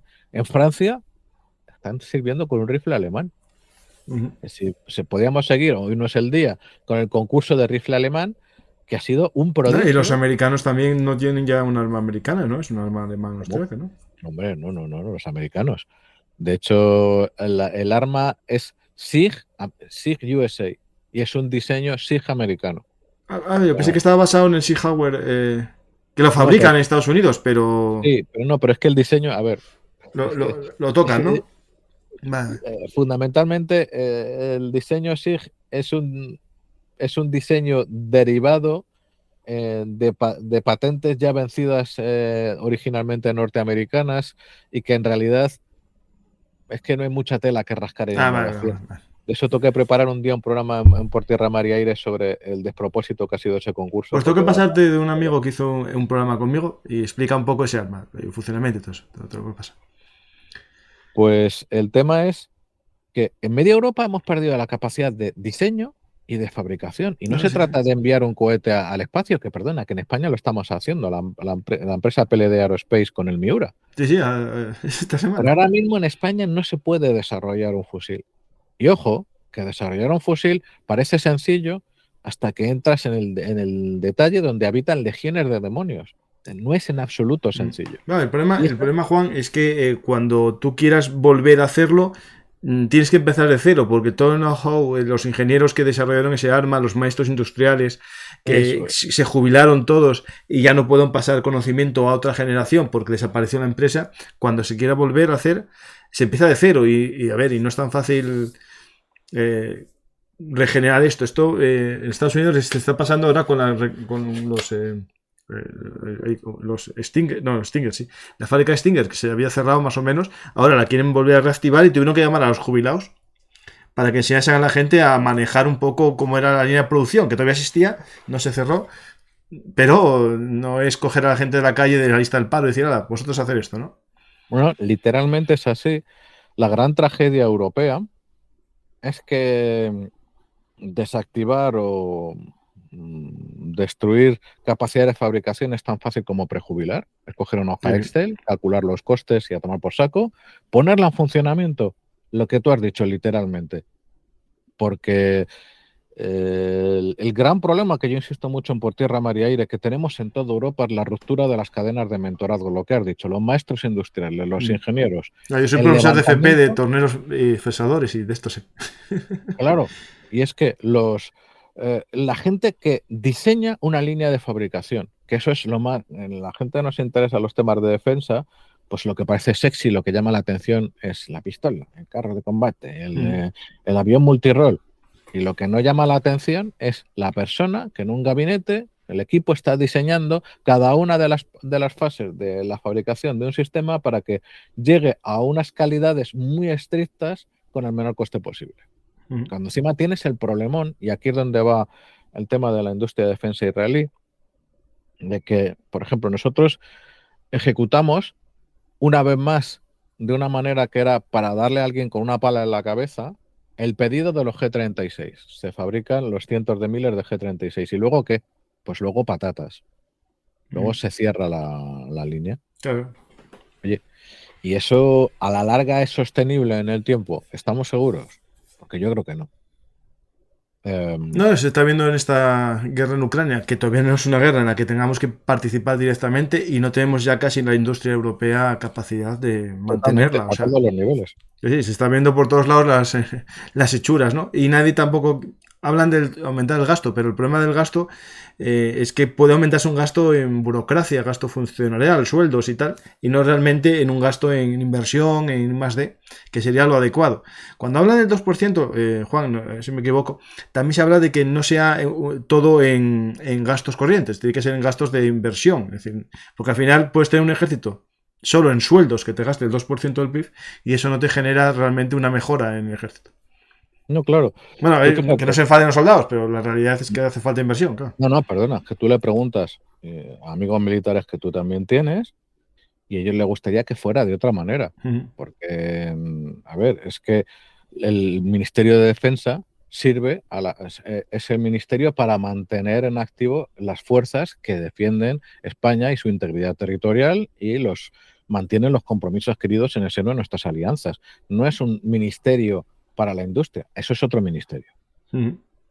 ¿Qué ocurre? En Israel eso lo veían clarísimo porque las pasaron marrones, perdón, como nosotros, cuando en los años 50 todavía, bueno, en los años 50, en plena guerra de Ibni, nos dijo el amigo americano, oye, que eso que tenéis esos sistemas que os dimos por los acuerdos a No os lo precio muy dejo. barato, que no los usáis porque no nos sale de los Sí. huevos. Y de ahí teníamos que haber aprendido a mantener independencia, ¿no? Pero eso en toda Europa, con el tema de los dividendos para la paz, el mundo de la piruleta y demás, pues parecía que era parte del pasado. Ahora en la guerra de Ucrania se demuestra todo lo contrario, pero los israelíes saben que no es así. Entonces, ¿qué pasa? Tú fíjate, por ejemplo, para poner un caso entre muchos, en los años 70 entra en servicio justo para la guerra 73 el fusil Galil, que es un derivado del Valmet israelí y finlandés, que a su vez es un derivado del Kalashnikov. Vale, pues se fabrica durante tiempo, se empieza a exportar, no con un éxito brutal, pero bueno, se va exportando y tal. Y llega un momento que como consecuencia de los acuerdos con los americanos y cálculos posiblemente cuestionables, sustituyen el Galil por el M16 M4 americano, porque básicamente era precio de derribo. Los americanos en eso es la industria armera top mundial, sin lugar a dudas. Por eso te decía que lo del SIG, que fuera suizo, es muy cuestionable por quién han sido los responsables de diseño y demás. Pero los israelíes se encuentran con un gap. Que van pasando los años y oye, que es que yo viví ese cambio en los años 90, la transición al fusil americano, que básicamente, estoy haciendo cálculos, pero 10, 12, hasta 15 años fue mayoritario en Chajal, en todas las fuerzas, en todas las unidades. Y claro, se encontraban con que si seguían así, pues iba a llegar un momento que cómo se mantiene nuestra capacidad independiente de fabricación. Claro. Seguían vendiendo, han sido muy listos y muy ágiles a la hora de licenciar, porque ¿qué pasa? La cosa más crítica a mantener es los diseñadores del sistema y los diseñadores de la cadena de fabricación de ese sistema. Esas son las personas absolutamente críticas, los cuellos de botella que no se pueden perder, porque si los pierdes es lo que estamos hablando en el programa. Pero aún así se estaban perdiendo capacidad de fabricación. No daba los números con lo que se vendía en un país y en otro para mantener que la empresa IMI en su momento, Israeli Military Industries, siguiera fabricando eso. Entonces se llegó a una conclusión muy sencilla. A ver, señores, que estamos haciendo el idiota, que no vamos a poder mantener esta capacidad. Chajal abandonó el M4, no lo abandonó, pero porque sigue sirviendo, porque allí no se tira nada. De hecho, hasta en época muy reciente, ya en este siglo, se han seguido empleando en las reservas los Kar 98K checos del año 48 como fusil de precisión. No se pueden tirar las cosas, como digo. Bueno, pues lo que hicieron fue adoptar un nuevo fusil israelí, el Tabor. Ahí va. Porque no se puede mantener, pero claro, tú piensas, se adopta un fusil, vale, y año tras año tengo que fabricar, ¿no? Porque si no fabrico año tras año, si lo fabrico todo de golpe, tratando de optimizar costes, luego ¿qué hago los 10 años siguientes? Pues me lo como con patatas de la fábrica. ¿Despido a la gente otra vez? ¿Hago ese prodigio? No. Se hizo una sustitución gradual. Oh, vaya, en vez de hacer en muy poquitos años cientos de miles, cada año para mi cliente nacional hago unas decenas de miles y para otros clientes hago el resto. Mi línea no es muy grande, aunque la puedo escalar gracias a los sistemas modernos, pero la mantengo a las personas. Claro, mantengo a la gente que sabe y cuando necesite más solamente es contratar ayuda para esta gente. Claro. Eso es. Y así lo tenemos, que hoy en día en temas elementales para mantener un ejército en guerra son independientes. Cuando en España, por ejemplo, pasa, y esto es información pública, que una fábrica rumana para las granadas de 40 por 53 gana el concurso del Ministerio de Defensa por 2 céntimos, pues yo creo, Francisco, que el chiste se cuenta solo. Sí, no. Madre mía, por 2 céntimos prefieren una empresa extranjera a una nacional, ¿no? Vamos bien. ¿Cómo se produjo esa diferencia de 2 céntimos? Pues lo mismo, somos adultos y podemos ver una explicación bastante racional. Sí, te avisan. Dice, tú me dejas 2 céntimos, campeón. Exactamente. En fin. Lo que pasa es, lo que es triste que en un concurso, ¿no? Es verdad que hay que hacer un concurso legal, la ley de contratos establece concursos, pero se puede hacer una baremación de elementos aparte también. Bueno, o sea, Claro. es tan fácil como que metas un baremo brutal que sea nacional. Sí, Pero no, claro, pero nosotros claro, en el estas problema es, cosas no sé si la olvídate. Unión Europea lo permitirá, pero yo entiendo que en cosas de defensa tendrá que, no puede haber esas establecidas. Mira, Bueno, quién decía el sabe. conde de Romanones, escriba usted la ley y déjeme a mí el reglamento. No tienes por qué poner que sea nacional, Sí, pero sí. puedes poner los No, puedes requisitos. poner la vinculación con, como la experiencia, ¿no? Con el ejército español. Ya está. Allá, estos no tienen nada de los otros. Así es. Pues tú fíjate, siguiendo por ese camino industrial, que yo no sé, por cierto, si quieres que ahora paremos, porque más que, a ver, a tus oyentes los conoces tú, y no sé si quieres que expliquemos más cosas de Tajal o No, podemos que... explicar algún proyecto que tengan así de. Yo encontré un proyecto, no sé si lo conoces, que me parece muy interesante de I+D, ¿no? Que es unas mochilas de camuflaje que están desarrollando, Una basada. que son imitan una piedra. Eso es. Sí, sí, Bueno, cuenta un una poquitín. cosa, por cierto, Dime. hay un detalle fundamental de Tajal que hay que explicar, que, que, no que casi se me olvida, y es, no existe como acá o en Francia o en Inglaterra o en Alemania 3 ramas de las Fuerzas Armadas. O sí existen, pero de Ajá. otra manera. Allí es Tajal, y pero Tajal no es el equivalente a nuestro Estado Mayor de la Defensa. Tajal es algo con muchísima más entidad y cuerpo, porque las 3 ramas de las Fuerzas Armadas, en realidad hay más todavía, todas están coordinadas y sirven a un objetivo común ineludible. Entonces, las fuerzas de tierra, mar y aire de allá, todas, aun manteniendo ciertas distancias, están mucho más integradas y coordinadas porque es un modelo distinto. Tú piensas que nace de cero, del cero absoluto en 1948. Entonces lo inventan de una manera que en aquel momento es única en el mundo. Ahora, fíjate, el modelo más parecido en el mundo a Tajal son las fuerzas de defensa de la República Islámica de Irán, o Ajá. sea que a más de uno le sorprenderá. Y es el mismo modelo, un Estado Mayor muy fuerte que toma decisiones en conjunto, que en vez de dedicarse a la palabrería vacía como multidominio, pues eh, no emplea tanto conceptos, de hecho queda para mejor ocasión a veces el complejo que han tenido de falta de producción intelectual, que ha sido un complejo idiota, sino que van a lo Mira práctico. a los rusos para qué les sirvió. Exactamente. Tantas revistas y tantos artículos. Bueno, que encima era haz lo que digo y no lo que hago, van a Efectivamente. postre. Bueno, pues allí, como digo, Tajal, aunque al final, por puras necesidades organizacionales, las 3 ramas principales mantienen fuerte independencia, pero todas se deben al Estado Mayor, que tiene verdadera capacidad de decisión. Y que, por ejemplo, tú fíjate, de cara a operaciones de interdicción, o sea, de ataque en profundidad, en Israel ha habido una transición de que la interdicción se llevaba a cabo fundamentalmente por medio aéreo, a que según qué distancias esté relevándola medio terrestre, sobre todo eh, cohete guiado de largo alcance. ¿Por qué? Es complicado, depende del contexto, pero han descubierto que les da ciertas ventajas de impredecibilidad y de rapidez de reacción el uso del cohete. En otros no. Pero claro, esa decisión solo se puede tomar si hay una entidad de orden superior que le dice, oye, mira, ¿sabes qué? Que tus, por ejemplo, cazabombarderos de alto nivel, que seguro que son la pera y que seguro que te molan mucho, pero el Estado tiene una necesidad más imperiosa y ahora se va a cubrir así y no como se hacía antes que lo hacías tú. Eso ya no lo tienes. Claro, claro. Porque, Ok, digamos, no se generan, como en otros países, tres entes que tienen autonomía propia y deseo de sobrevivir, ¿no? Aquí todo es no, el pero es que mismo. tú piénsalo. A ver, nuestra Armada y nuestro Ejército de Tierra son instituciones más que medio milenarias. Sí, sí, por eso, claro, claro. Tienen una historia larguísima. Y claro, Claro. cuando tú tienes semejante historia y semejante separación, se hace lo que se puede para alinear, pero tú tienes tradiciones, tú tienes formas de trabajo, tú tienes formas de educación radicalmente diferentes.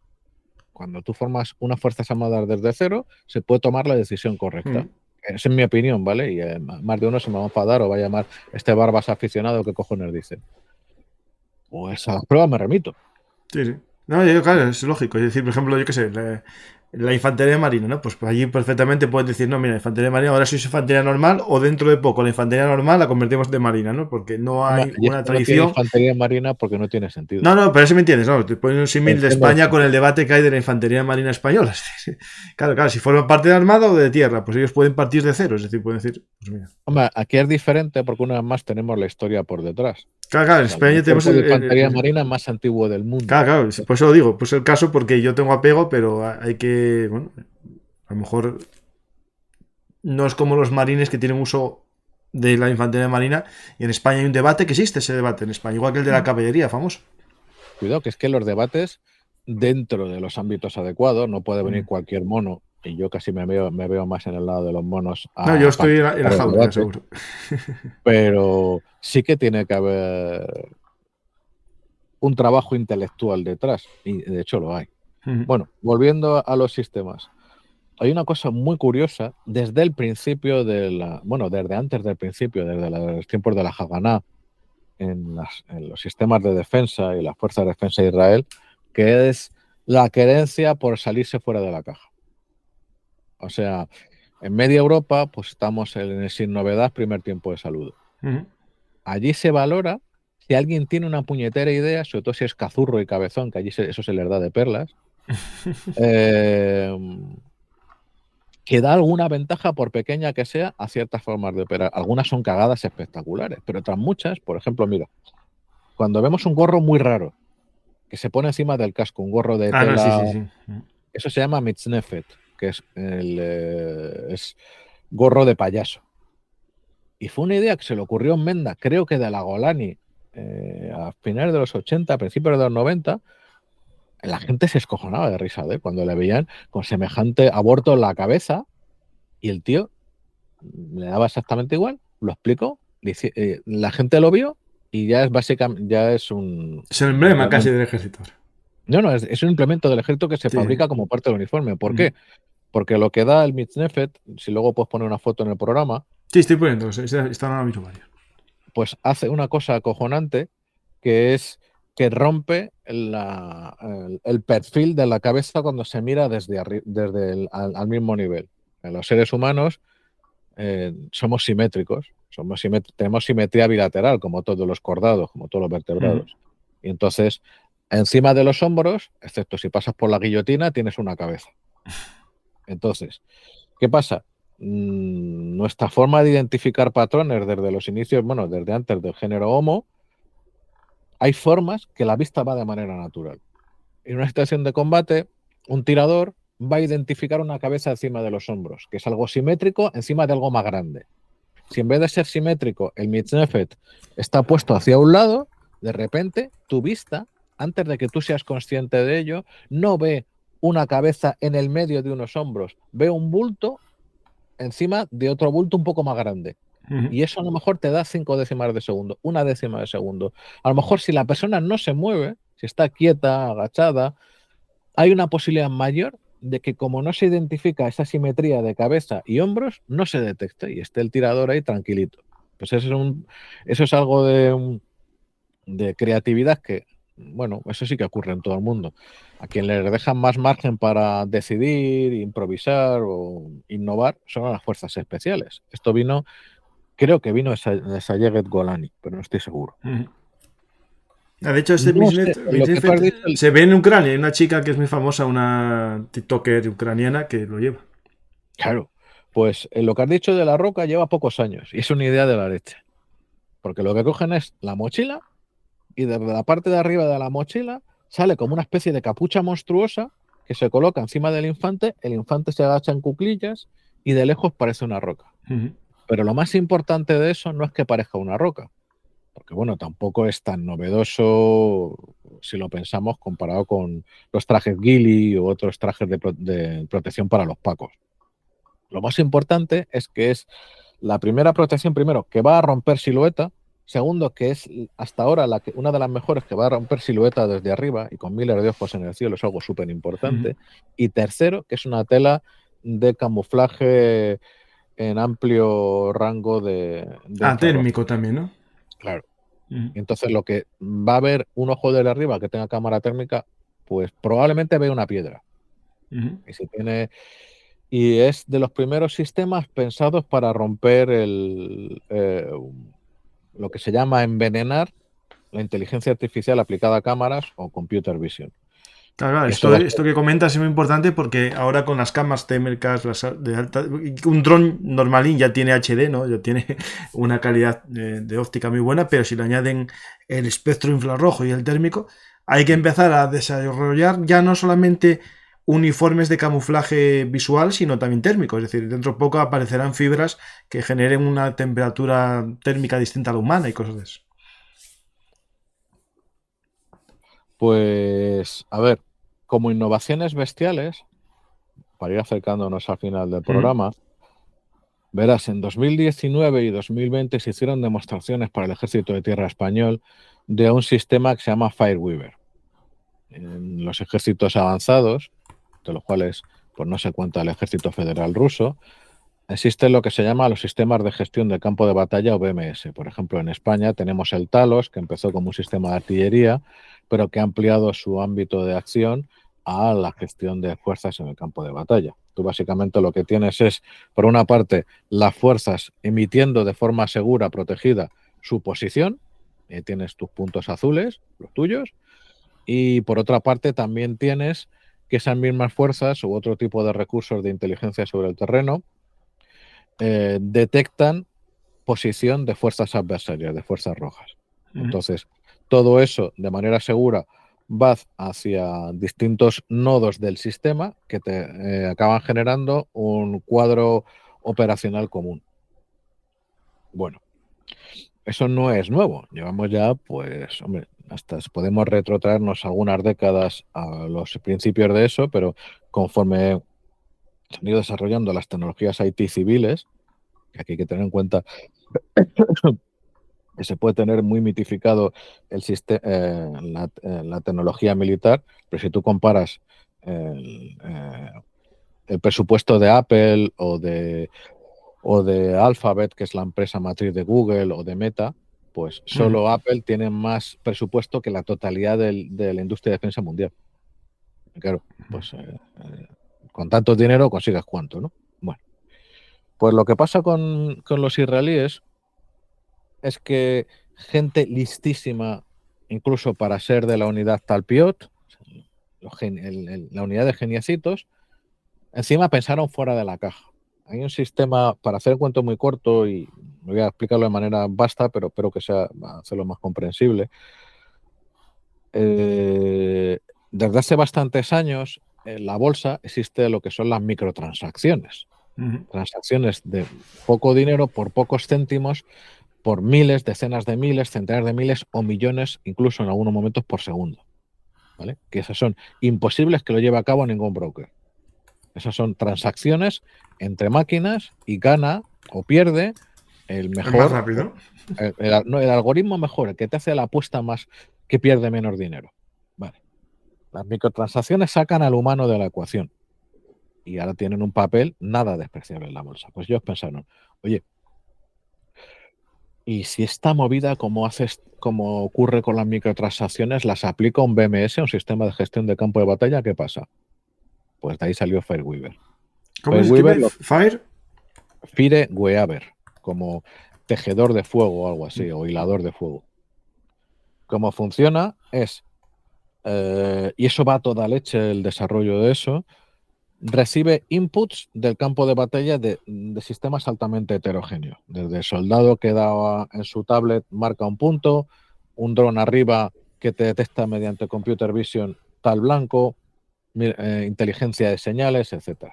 Entonces, cuando tú tienes todo ese cuadro del campo de batalla, el gran salto que te produce Fireweaver es que es algo brutal, es algo enloquecido, es que para cualquier blanco posible te va a generar la solución más económica dentro de la ventana de oportunidad. Hay, por ejemplo, y en microsegundos. Totalmente. Hay blancos, por ejemplo, que van a ofrecer una ventana de oportunidad de menos de un minuto. Pero entonces, claro, ahí hay que ir con lo que en menos de un minuto tenga garantías de éxito. Hay blancos que puede tardar minutos o bastantes minutos, ¿vale? Entonces, como tengo minutos para actuar, ¿con qué efector, con qué sistema de armas puedo empeñar ese blanco de la manera más eficaz y económica posible. Sí, sí. Y entonces, el mando, al nivel que sea, sigue ejerciendo, o sea, me refiero al oficial, sigue ejerciendo el mando y control. Lo digo porque hay una idea, sobre todo en ciertos círculos fuera del sector defensa, que se habla de que las máquinas van a decidir y van a matar a ellas solas. Pues hombre, a lo mejor un civil que no tiene ni puñetera idea de lo que son las operaciones militares lo podría pensar, pero que un militar renuncie al mando y control, ¿sabe lo que significaría? Que sería, después de todo, seguiría siendo responsable del sistema de armas, pero no de la decisión de su empleo. Sería responsable hasta penalmente. Tú imagínate que un sistema de armas actuara completamente por sí solo, sin hacer nada, y el tipo no ha dado la orden, pero el resultado es que se ha llevado puesto, pues, yo que sé, un grupo de civiles. Hay una responsabilidad penal en los ejércitos de países No, democráticos. seguro que Fireweaver en su contrato se hace una exculpatoria de todo lo que pase. No funciona así. Verás, es acojonante. Ha sido una gente listísima. Lo que han hecho es, el sistema está en todo momento, primero te ofrece una visión del campo de batalla, una Common Operational Picture, rupturista, con información de más calidad, de más profundidad y en tiempo real como no existía antes. Pero lo más importante es que para cada blanco posible te ofrece una solución. Y dentro de la ventana de oportunidad, el mando tiene que decir, ok, tiene el botón rojo. Pero una vez que se da el botón rojo, que hay una decisión de mando de un mando humano, el resto es cosa de la máquina. El software le da al controlador del efector, a los tipos que están con una lanzadera de misiles, con una batería de artillera, con lo que sea, la orden de dispara aquí. Ellos no saben ni a qué está disparando. Anda. Pero el oficial sí, y el oficial toma la decisión. Eso es muy importante. Digamos, el operador no le llega a su pantalla el objetivo, ¿no? Solo llega las coordenadas. No. Si le llega ese objetivo, claro, tiene que programarlo. Sí, pero no le llega la imagen a la que va a disparar, sí, me imagino que sí. Porque yo estoy viendo aquí que esto con imágenes, como, claro, si un dron capta... Claro. Pero que no sabe ni cómo, ni por qué, ni nada. Vale, eso sí, vale. Es diferente al anterior, pero simplemente tienes este tiempo para llevar a cabo este disparo contra este objetivo. Y claro, eso, de hecho, hay que decir, si se ha ofrecido a distintos ejércitos europeos, es por un motivo muy sencillo. Porque Zahal maneja una o dos versiones más avanzadas de eso mismo. Y eso lo hemos visto en 2021, en la última campaña en Gaza. 2021, ay Dios mío. Fue 2021, ¿verdad? Pero que sí. Sí. Hubo alguna, no sé, pero... Sí, recuerda que hubo un momento en que parecía que Zahal iba a entrar por tierra. Sí, no, el año pasado no fue el anterior. Sí. Eso es.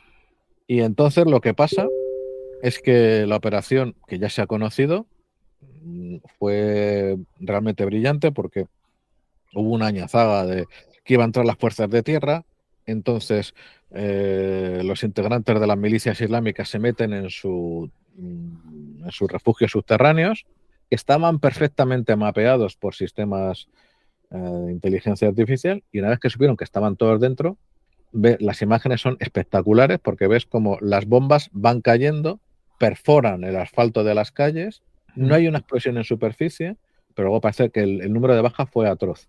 ¿Por qué? Porque los sistemas de gestión de campo de batalla israelíes actualmente en servicio les ofrecen una ventaja informacional tan enloquecida, tan salida de todo tipo de estándares. De límites, de estándares, sí. Que es como luchar con arcos y flechas contra users de artillería. Sí. En este caso no hay una sola bala, hay bytes, hay inteligencia de calidad y en tiempos que estamos bajando las decisiones a segundos, que estamos teniendo... Es la gran revolución en asuntos militares de la que se habló a finales del siglo pasado, pero esta vez es de verdad. Claro, la idea de todo esto, claro, Israel siempre venderá la versión más antigua para tener un punto de ventaja. No contra enemigos futuros, sino bueno, tenerla siempre en el candelero, ¿no? Es igual que Estados Unidos también vende lo que ya tiene un poco más desarrollado otro modelo, ¿no? Claro, pero tú fíjate una cosa, Francisco. Esa es la parte que les va fenomenal, que de hecho en Europa tenemos que ponernos las pilas a toda velocidad, porque actualmente no tenemos nada parecido. En Estados Unidos ya se han puesto las pilas y el salto de capacidades no hay nada parecido. O sea, la ventaja que le ofrece es, mira, para ir a un a una referencia muy común. La eliminación que hace de la niebla de la guerra no tiene precedentes. No, claro, es que Nada. esto es... Es algo, o sea, no, la niebla de la guerra nunca se va a eliminar porque también la produce el humano que piensa y que piensa en ocultarse y en ocultar sus intenciones al otro humano, pero se lo pone realmente difícil. Sin embargo, hay una parte de la evolución de la industria de defensa israelí que a mí me preocupa y lo he dicho de vez en cuando en programas junto con Lucas Martín, en nuestros propios programas de Por Tierra, Mar y Aire, que es el desarrollo, que es el mantenimiento de la industria israelí en el producto exquisito. ¿Y qué ocurre? Hasta la fecha, pues tenían ventajas absolutamente decisivas, tanto militares como también en el mercado de defensa. Por ejemplo, la familia de misiles Spike, que es contra carro, pero también contra un rango de blancos más amplio, ha sido un éxito mundial rotundo. O sea, de hecho, ahora mismo Estados Unidos está adquiriendo Spike en los para sustituir a los Hellfire porque no tienen nada parecido que pueda desde cualquier tipo de vector, ya sea vector en tierra, ya sea Apaches, por ejemplo, alcanzar a blancos a 30 kilómetros o más. Y eso está muy bien, pero ¿tú sabes cuál es el coste unitario de un Spike en los? No. $250,000. $250,000, claro. Yo te voy a decir 100.000 es lo que cuesta uno normal con el low. Sí, sí. Claro, Javelin ya cuesta 100.000, pero claro, es la generación previa a estos Spike. Los Spike. No, que no tiene nada que ver. No tiene que ver, por eso, claro, sí, sí. Entonces, ¿qué pasa? Que eso está fenomenal cuando se emplea en baja intensidad. Pero en la guerra de Ucrania, que dábamos por supuesto que esas guerras eran algo del pasado, y la historia tiene la costumbre inveterada de corregir nuestras apreciaciones y nuestras predicciones, pues se ha demostrado que no es así. Cuidado, no es la primera. En Libia, bastantes integrantes de la misión se quedaron sin municiones, sin algunos tipos de munición guiada al 7º día. Ya no había más. El amigo americano tuvo que darlas. Entonces, ¿qué es lo que ocurre? Hay una segunda parte de la evolución del mercado de defensa y de los sistemas de defensa que rompe, y eso es algo muy puñetero y que yo creo que no estamos en condiciones todavía de evaluar con precisión, que rompe, como digo, la tendencia barroca, la tendencia al armamento exquisito. Lo que se está viendo en la guerra de Ucrania, porque a ver, en la guerra de Ucrania tenemos un problema. Se ha demostrado el final de los carros de combate, se ha demostrado que la aviación X, y hay pues gente, tuiteros de rompe y rasga, incluso algún analista más serio, llevando a cabo afirmaciones que a mí me parecen valientes, no estúpidas. Porque no contamos con los datos del terreno. Con los datos del terreno cuentan ucranianos y rusos. Los ucranianos están llevando a cabo una misión exitosísima de dar la información a la OTAN con cuentagotas. No, y están dando sobre todo la de los rusos, la suya no. Ahí voy yo. Entonces todavía no estamos en condiciones de saber las cosas, pero lo que sí sabemos es que sistemas extraordinariamente baratos, y cuando digo extraordinariamente baratos, te puedo hablar de un último sistema que está desarrollándose en el entorno del grupo Wagner, ya sabes, ese grupo criminal que yo confío en que en algún momento Europol dicte órdenes de búsqueda y captura para todos sus integrantes. Bueno, ya pusieron ayer a Putin, o sea, el viernes, o sea, sí. Ya, bueno, pues, pero es que Wagner tiene mucho más. Sí. Claro, porque no es como Putin, que jamás va a ir al Tribunal Penal Internacional. Lo siento, quien crea que sí. Estamos locos. Difícil. No creo que salga de Rusia a un país que esté en la zona de... Correcto. Pero, por ejemplo, los Wagner que sí operen en terceros países, pues oiga, sí se les puede detener. Bueno, pues esa gente está desarrollando variantes militarizadas, o como se utiliza en terminología de defensa española, variantes letalizadas de drones con componentes civiles de prestaciones nada despreciables por el entorno de unos 700 euros. Caga, entonces, ahí me haces 50.000 de esos y quedamos igual que el otro. Exactamente. Entonces, ahí estamos, es un ejemplo entre muchos. Cantidad versus calidad, es un eterno dilema. No. Porque es cantidad con calidad. Bueno, sí, bueno, es cierto, es verdad, sí, claro. Enloquecido de unas capacidades increíbles versus sistemas que no tienen capacidades. Pero funcionan, son eficientes. No, cuidado. Es que lo que ofrecen en conjunto y hasta por separado son de capacidades muy destacables. O sea, es que el problema que tenemos ahora mismo es que el paradigma ya no nos sirve. Antes era hierro barato en gran masa versus hierro exquisito, poquitos. Ahora puede haber hierro suficientemente bueno o incluso de capacidades sobresalientes Mira, te voy a enseñar un ejemplo. Esto. Ujú. Esto es una placa LoRa. Esta es una placa de software definido por radio. Este es un producto perfectamente legal que compras en AliExpress, que emite en frecuencias legales, pero que con una potencia de emisión muy baja va a alcanzar unas distancias más que considerables. Ujú. Estoy hablando de muy pocas decenas de milivatios que te alcance kilómetros. Ajá. Eso es un ejemplo de... Y esto cuesta 20... al consumidor final, ahora que tenemos rotura de stocks, 25 euros. A un consumidor que lo compra en gran número, estaríamos hablando de quítale un cero a eso. Sí, claro. Entonces, este tipo de productos que dan capacidades que antes no se tenían y que puedes tener en un número absolutamente masivo, lo que te va a permitir es, en áreas muy extensas, cubrirlas para obtener información o para actuar. Y ahí tenemos un problema. Lo tiene Israel, pero también lo tiene Europa. Israel en este sentido es un espejo muy puñetero, muy claro, que nos enseña la situación en la que estamos. Israel no tiene la capacidad ahora mismo, en Israel nadie fabrica esto. En Europa casi se ha perdido las capacidades de fabricación, no digo ya del silicio más avanzado, sino del silicio más básico. De hecho, iba a tener, lo voy a tener la próxima semana, un programa con Pablo del Amo sobre la guerra de los chips, un poco el tema la lucha tecnológica entre Estados Unidos y China, y que Europa nos pilla un poco de refilón, ¿no? El hecho de que unos países diseñan y otros fabrican, ¿no? Pero llegará un momento que los que fabrican también digan, no, yo diseño, y claro, y nosotros nos quedamos sin fábricas. Al final tendremos que dar el salto, yo creo, a volver a fabricar, o por lo menos claro, los más tecnológicos, ¿no? Claro, pero es que en industria de defensa el problema que tenemos es que, en fin, la inercia de pensamiento del final de la Guerra Fría, que era un sistema totalmente exquisito que vence a la cantidad que sea, ya no es válida. Sí.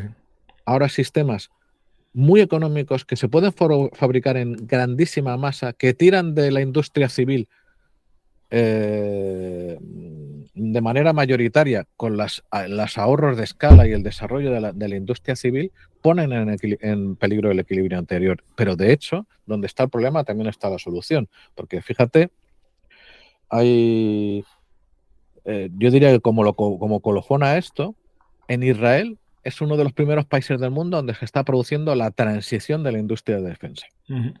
Volvamos al caso anterior. La industria de defensa convencional, entre comillas, tradicional israelí, son las grandes y medianas empresas, entre comillas, de toda la vida. Estamos hablando de Rafael, estamos hablando de IMI, estamos hablando del BIT. ¿Vale? Son muy conocidas, ponen sus productos en medio mundo.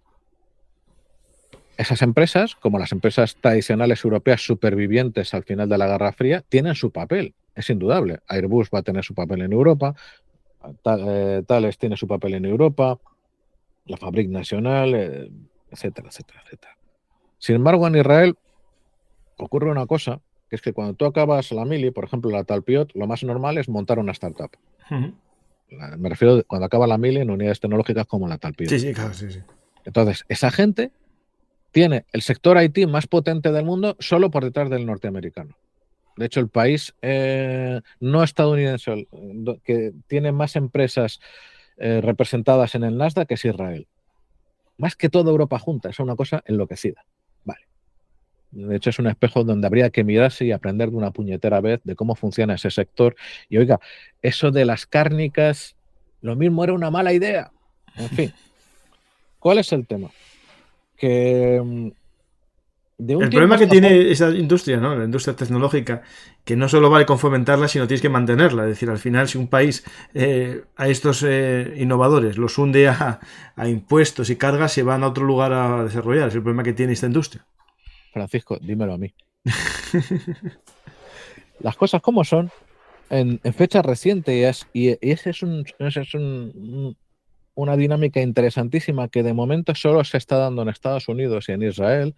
Hay empresas del ámbito tecnológico de Silicon Valley o del Silicon Valley israelí que de repente, lo mismo que apuntaban a meter rupturas y revoluciones en otros sectores de la economía, de todo tipo, del transporte, de la comunicación, de la agricultura, Dices, anda, coño. Y esta tecnología que yo ya tengo, si la aplico a este invento de la defensa, ¿qué pasa? Y pongo por caso un ejemplo. Mira, antes de eso, en Estados Unidos el cambio es un cambio bestial porque, por ejemplo, el ex CEO de Google, Eric Schmidt, ahora mismo su ámbito de acción principal es la defensa, pero no la defensa cualquiera. No. La defensa desde tecnologías civiles y desde el sector civil. El sector civil entrando como el puñetero caballo de Atila y poniendo los pelos como escarpias aparte de la industria tradicional. Bueno, pues en Israel lo que ocurre es que hay empresas que antes se dedicaban a otro tipo, por ejemplo, de actividades relacionadas con cyber, que están revolucionando el sistema, o sea, el sector de defensa contra drones, que es mi sector. En vez de utilizar métodos, entre comillas, convencionales, absolutamente probados y muy funcionales, perdón, lo he dicho mal, además de, pues ellos hacen otra cosa. Ellos lo que tratan de hacer, esta empresa que digo, es hackear la señal entre el emisor y el receptor, lo que se llama el handshaking, decirle al dron que está volando, hola, soy tu nuevo emisor, estoy más cerca y soy más amiguito tuyo, ahora vas a hacer lo que yo te diga. No es romper a lo bruto por emitiendo. No. Es tomar el control y dice, mira, te vas a ir abajo y te vas a desconectar porque me quiero acercar a ti, como tienes un explosivo, puedes reventar, no quiero que revientes, por favor, desconéctate. Plink. Y ahora mismo estamos en una situación absolutamente apasionante en la cual la transición, o mejor dicho, la mayor complejización de los sistemas tradicionales, del sistema barroco, del sistema exquisito, tiene que aprender a convivir con el nuevo sistema, un sistema que viene del mundo civil, que no es barroco, que no es caro, pero que es crecientemente capaz. En Israel, ¿sabes lo que pasa? Que no hay lugar para el error. Un error suficientemente grave es el último error. Lo tienen clarísimo. De hecho, en 2006, sin que llegara a ser una derrota, como se vende por ahí, la comisión Vinograd, que es la comisión que evaluó la guerra del 2006, que yo estaba en Israel, por cierto, fue demoledora. Pero vamos, que es que hundió bastantes carreras, pero era lo que tenía que hacer. Los fracasos han sido estos y estos y estos. Los responsables son estos y estos y estos. Las inercias malas son estas y hay que corregirlas. Y se hizo. Entonces, a ellos no les queda otro remedio que adaptarse, que su industria para sobrevivir, abrazar este cambio en la industria. En Estados Unidos está pasando lo mismo. En Estados Unidos está entrando la industria civil de Silicon Valley a lo bestia en defensa. Y en Europa, pues he de decir, para que no acabar de manera pesimista, o es que en España, como decimos siempre, pues no. En Europa ahora mismo se está tomando nota en la Comisión Europea, en la Agencia Europea de Defensa para la cual yo trabajo, colaboro más bien, en OTAN, pero aquí en Europa fundamentalmente, se está tomando nota de este cambio y se quiere abrazar y acelerar. No, claro, es que es no querer ver el mundo real si no lo ven. Claro, es decir, cualquier persona que tenga dos dedos de frente sabe que el mundo está cambiando, ya no es el mundo de los años 80 y 90, y hay que adaptarse a este mundo cambiante, es decir, cambiante, y por suerte o por desgracia, los cambios los hacen ante las pequeñas startups, ¿no? Estas pequeñas empresas que comienzan y necesitan después un apoyo, y qué mejor apoyo que el propio gobierno que les dote de recursos. Eso sí, el problema que tiene cuando se mete a veces el gobierno es que empieza a matar a la innovación, ¿no? Y eso es un problema que a ver cómo lidian estas empresas de innovación, ¿no? Sí, a ver cómo lo hacen. Claro, pues no es fácil, ¿eh? Pues, Juan, yo creo que llegamos justo a este tiempo que habíamos hablado del programa y creo que nos quedó un programa, para mí, me gustó, genial.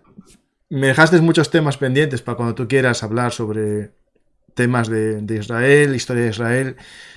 Hay gente que me piden ya hace tiempo algún programa sobre las guerras Yom Kippur, la de los 7 años, la guerra digamos del 48 también, si te apetece. Yo estoy aquí para lo que quieras y también lo que tú manejas perfectamente, que es el mundo de los drones, que era una de las ideas que habíamos hablado hace tiempo de un programa, pero no sé por qué dije yo, vamos a hablar de Israel, que nadie habla, y se habla menos, porque ahora los drones, por suerte, ya están en el candelero, ya son una cosa que la guerra de Ucrania citó y lo normalizó. Me acuerdo cuando la guerra de Nagorno-Karabaj, que fue la primera en que se vio a gran escala, ¿no? Y ahora ya que es casi el pan nuestro de cada día, ¿no? Y drones, lo que tú dices, drones de uso muy sencillito, unos DJI como que tengo yo en mi armario, o seguro que tienes tú ahí. Como esto, por ejemplo. Mira, ese es más sencillito todavía, sí, sí, sí, sí. Bueno, ojo. No, no, sencillo, digamos que no es de marca, es decir, está hecho por ti, ¿no? En realidad no, o sea, es una combinación que se ofrece ya hecha directamente desde fabricante, pero sí está todo con componentes estándar. Y esto ha cambiado, aparatos exactamente como estos han cambiado por completo la guerra en Ucrania. Sí, sí. Eso, a finales de este mes en Málaga, día 30, doy una conferencia sobre eso en Funcaja, de cómo los ucranianos parten de la base que ya tenían y de cómo ahora los rusos se están poniendo a toda velocidad al día. Y claro, eso lo que implica es miles y luego decenas de miles. Y mi apuesta es a que muchas decenas de miles de ojos en el cielo haciendo de todo. Claro, sí, sí, sí. Yo, una imagen que no, que se me queda icónica, ¿no? De esta guerra va a ser lo que antes nunca se veía, un pobre soldado en una trinchera, cómo moría de un solo granadazo. Porque antes la artillería, bueno, machacaban la posición, pero no le daba. Y ahora nadie está tranquilo, soldados que se les ve derrotados, ¿no? Heridos en una trinchera hasta que vuelve otro dron y les remata, ¿no? Eso es algo que no se veía en otras guerras y hay gente que lo toma un poco a broma, le pone musiquillas, se ríen, pero en realidad es que muestra la brutalidad de la guerra. Yo hoy que acabo de ver un vídeo de un soldado ruso que se suicida después del segundo ataque de un dron de estos pequeñitos y la verdad que hace una máxima que también Guillermo Pulido en su libro cuenta, ¿no? Que se basa en la teoría de lo que se ve se destruye, ¿no? A ver, sobre lo que has comentado de las imágenes, lo comento muy a menudo en el programa que hacemos en crossover con Spurna, con Jordi Yatcher y Lucas Sí, un Martín. día estuve ahí de tercero invitado. Exactamente, eso es una indecencia sin paliativos. O sea, una cosa es la guerra, que es un negocio sucio, que desgraciadamente en este caso es un negocio necesario, que Ucrania tiene que salir victoriosa de la guerra, en mi opinión. No soy el único en pensarlo, claro, pero porque esta agresión no hay forma de justificarla. Pero otra cosa es ponerle música estúpida a la muerte de un ser humano entre un dolor inenarrable, en convertir en un espectáculo repulsivo en las redes, reproducido con jijis y jajas, la muerte de una persona que, perdón, su último juez es Dios. Sí. Y antes de Dios, si ha cometido crímenes, que se le juzgue en un tribunal, bueno, que pase lo que tenga que pasar. Pero de esa persona no sabemos nada. No, eso a lo mejor es un pobre desgraciado que era charcutero antes de estar ahí. Sí. Eso es. Sí, sí. Y que se justifica cualquier barbaridad con personas y por lo tanto que se les deshumaniza. Y te digo una cosa, lo digo muchas veces y lo digo cada vez que tengo oportunidad. Una cosa que nos debemos en Europa es a no volver a caer en la deshumanización de una persona por su nacionalidad o por su identidad o por lo que fuera. Ni uno ni otro, que también lo hacen los... Estoy contigo 100%, lo que nos hace humanos es la empatía, ¿no? Y por desgracia, estas tecnologías que por un lado nos socializan y nos hacen conocer gente, ¿no? Como nosotros que no nos conocemos, pero gracias a todo este mundo hablamos como dos seres humanos, pero claro, cuando no hay ese contacto personal, ¿no? Todo esto lo que hace es deshumanizar al ser humano y al final nos hace ser capaces de lo más horrible. Y eso sabes perfectamente que cuando al ser humano se le quitan las barreras de la empatía, se le quitan las barreras de que el que está enfrente es otro ser humano, ya sea con mecanismos como quitar el nombre, uniformarlos, ponerles un tatuaje en vez de nombre, ¿no? Al final eso lleva a lo que lleva, a la deshumanización y a la falta de respeto por el contrario, ¿no? Y así es. La verdad que es muy horrible y sobre todo eso, que se bromee con ello. Sea uno u otro, me es indiferente, pero esta guerra, claro, lo permite con gran cantidad de ojos que hay ahí. Eso es. Sí. Pues nada, Juan, la verdad que creo que hicimos un buen resumen de lo que es el ejército de Israel, las Fuerzas Armadas de Israel, y ver un poco cómo es el reto que también ellos tienen que asumir, ¿no? A este cambio, ¿no? El paradigma del arte de la guerra, ese arte barroco de gran preciosismo, pero a lo mejor nos tenemos que ir a un arte pop más low cost, ¿no? De repografías y copias más que de originales.